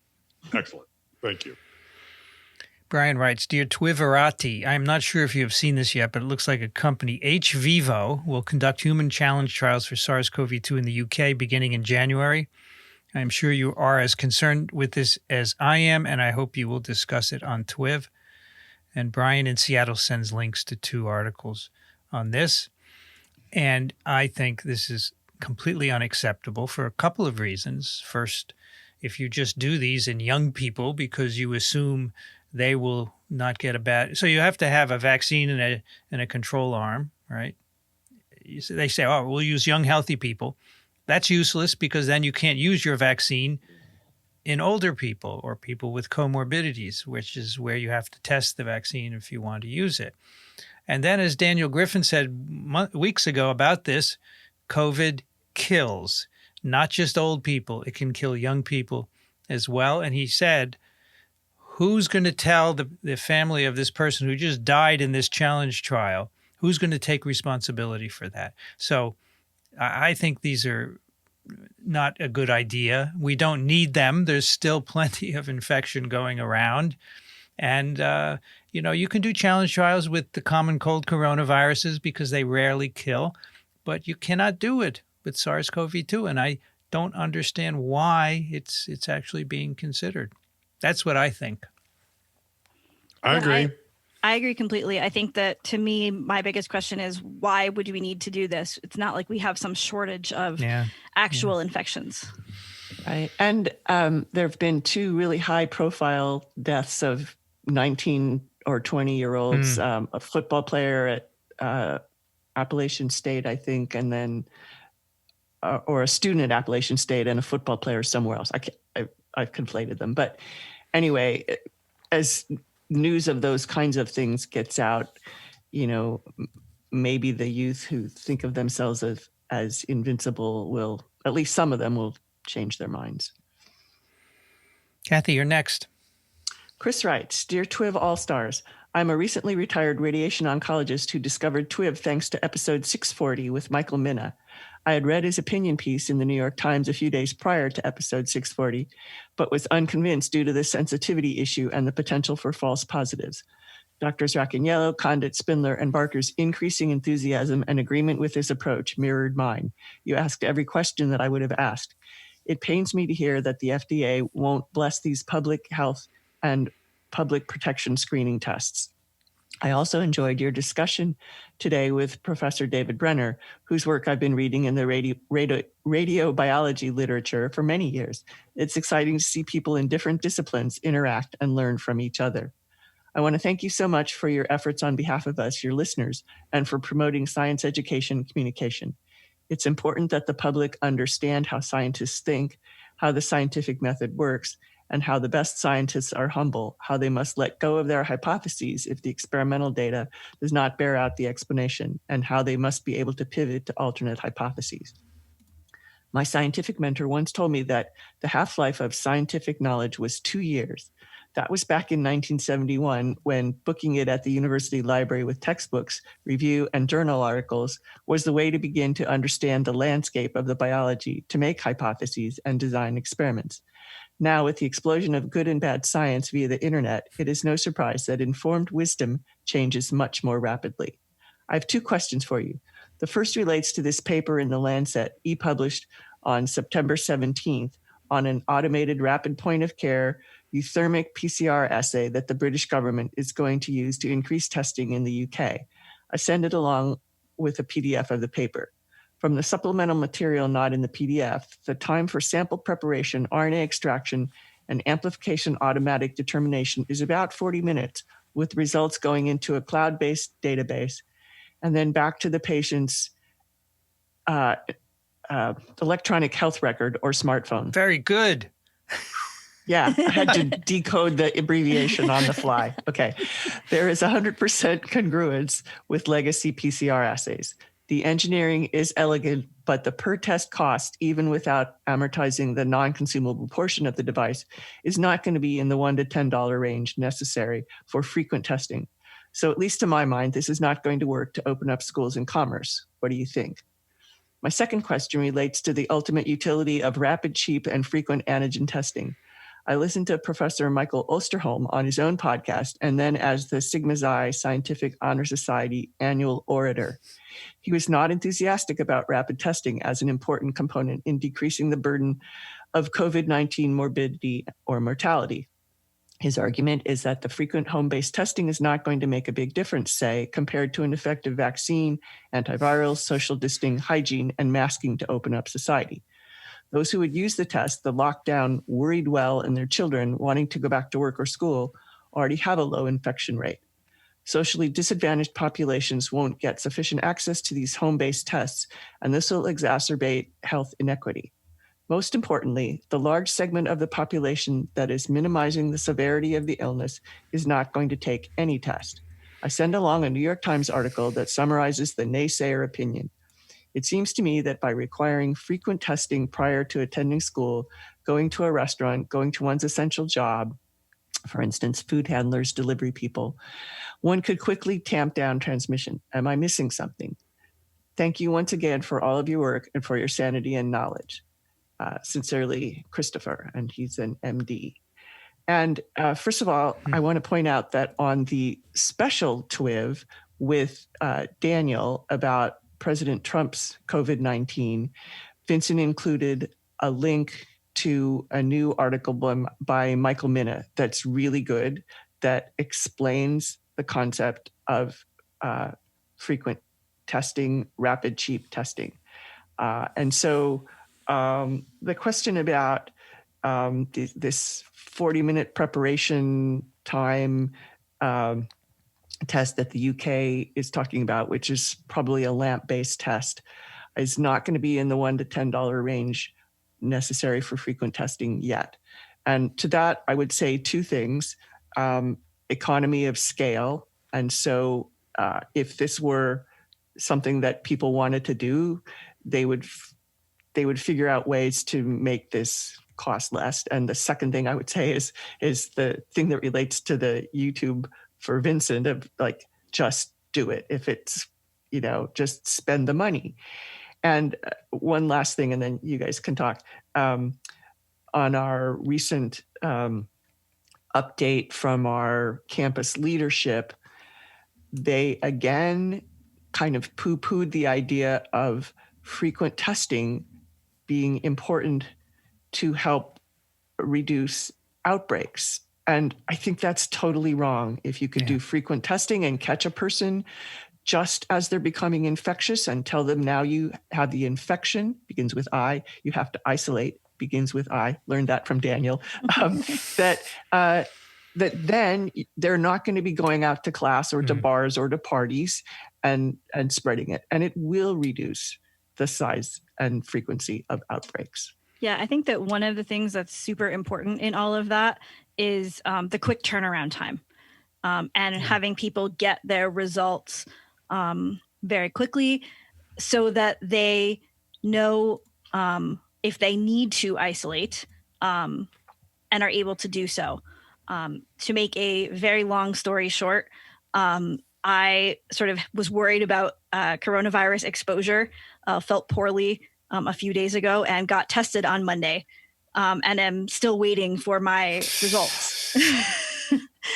And so I don't think I actually have COVID at this point, but I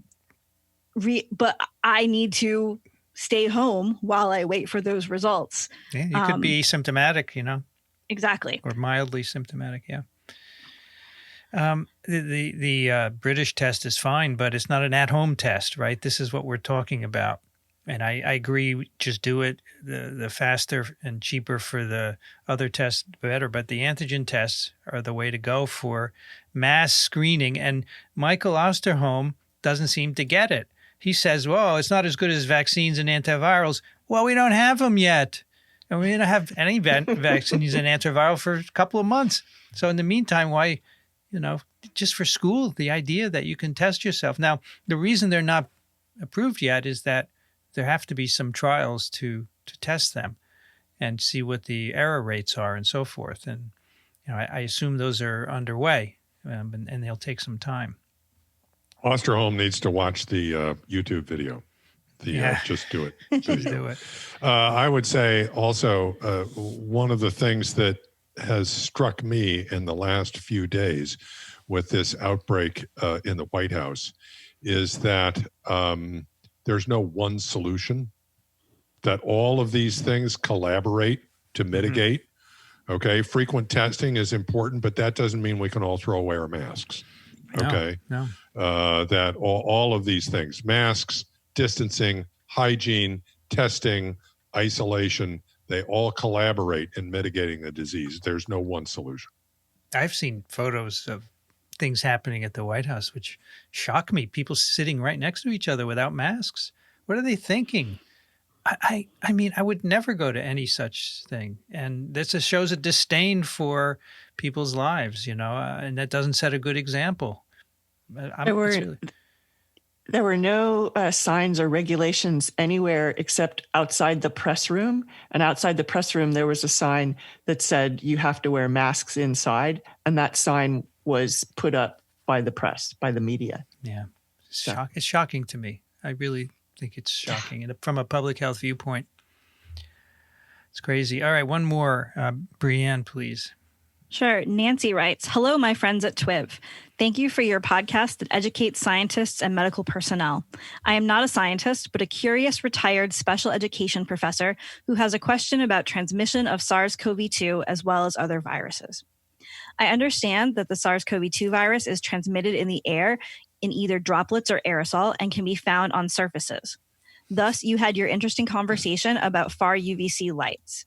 I have wondered for a while about the droplets, aerosols falling to the floor. How long do the viruses last on the floor? Do we walk on viruses and carry them into our cars, homes, office, and into patient rooms at hospitals? What does the science say? Thanks, Nancy. And Nancy's from New Hampshire. I love this idea of walking on viruses. Actually, if you go to visit in the UK, during anywhere close to a foot and mouth disease outbreak. Yes, absolutely. Okay. Right. Yeah. You have to step through a puddle of bleach solution when you leave like a farm or something like that. And sometimes when you go into some places.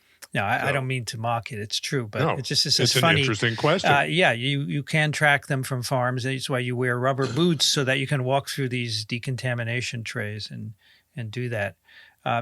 We know from the very early days, the work published in the New England Journal, I think, by Vincent Munster's group, that the infectivity can endure for at least a day on different surfaces, whether it's enough to infect you or not. I suspect that, so let's say they last a day on the floor.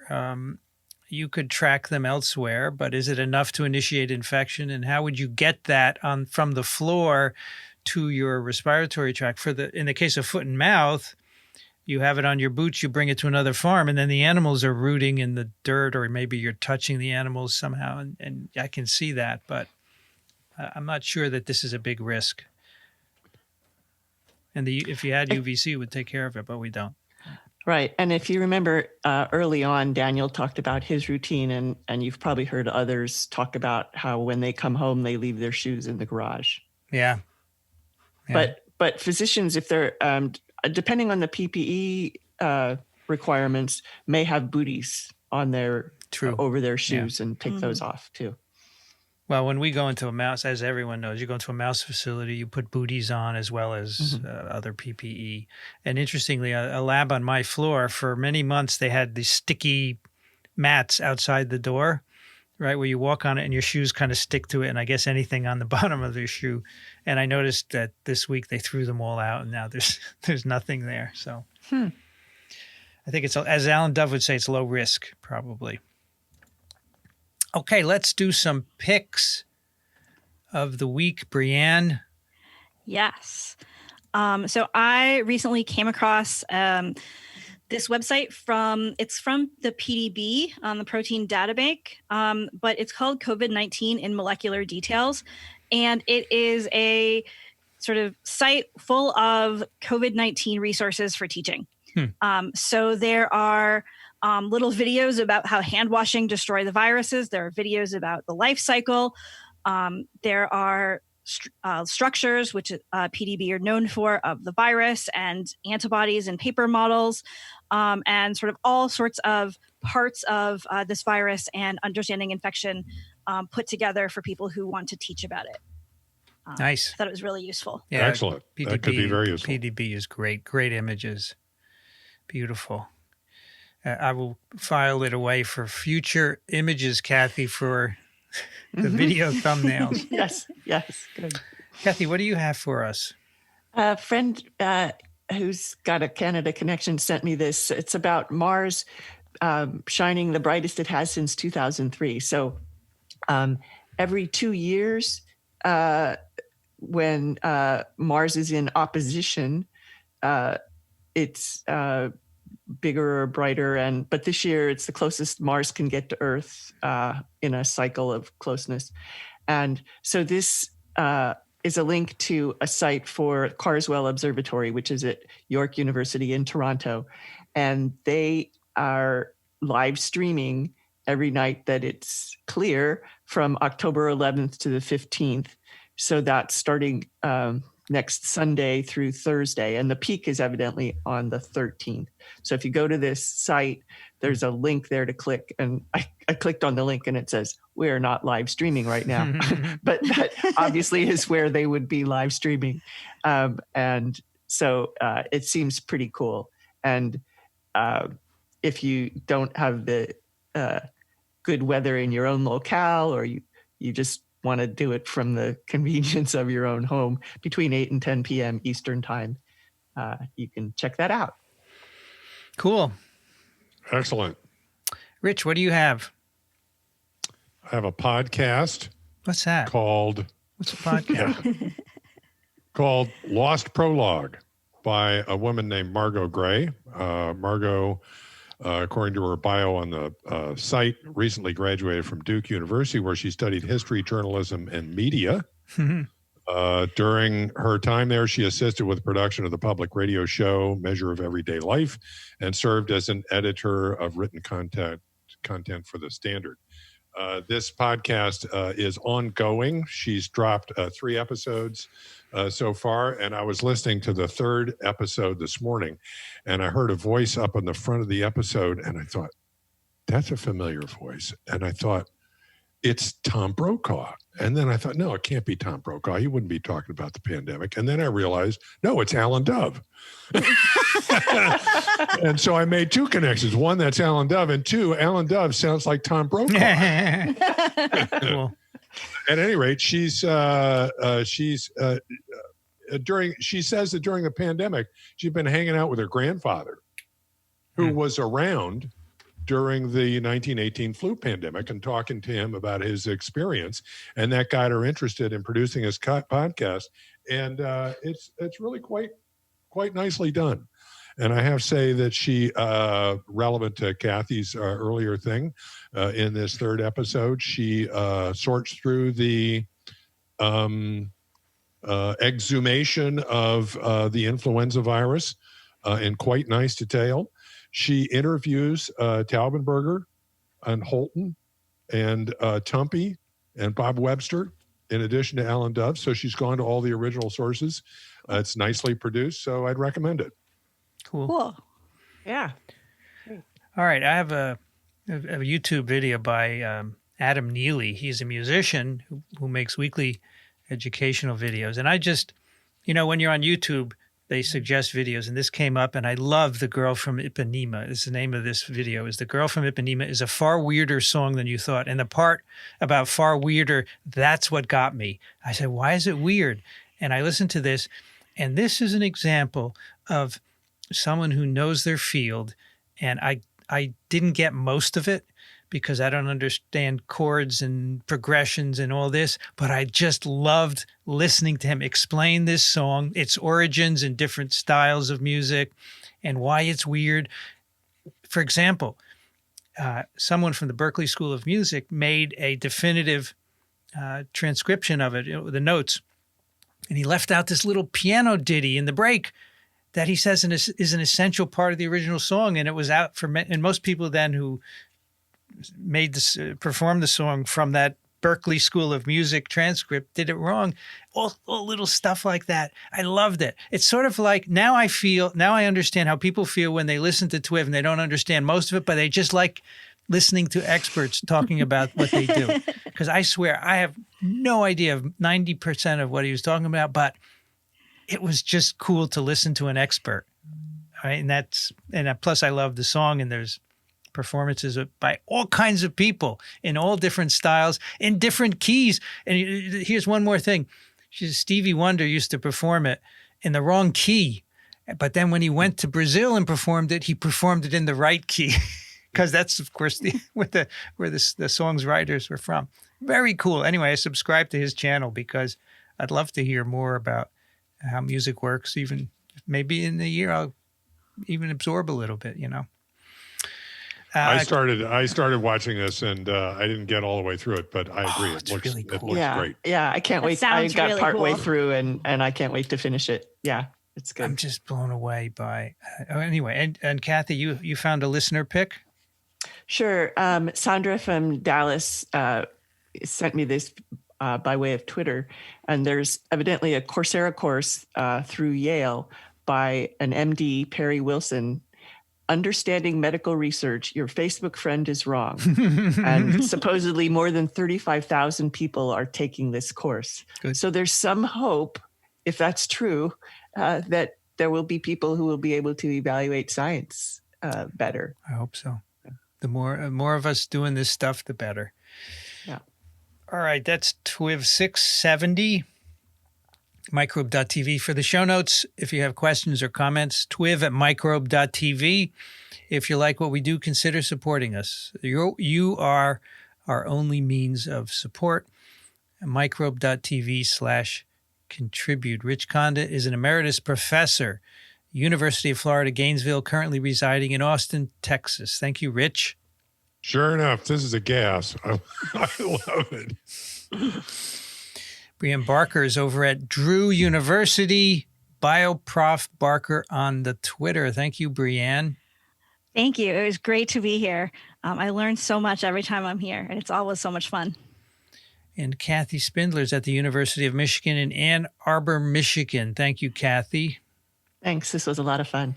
I'm Vincent Racaniello. You can find me at virology.blog. I'd like to thank the American Society for Virology and the American Society for Microbiology for their support of TWiV, and Ronald Jenkins for the music. This episode of TWiV was recorded, edited, and posted by me, Vincent Racaniello. You've been listening to This Week in Virology. Thanks for joining us. We'll be back next week.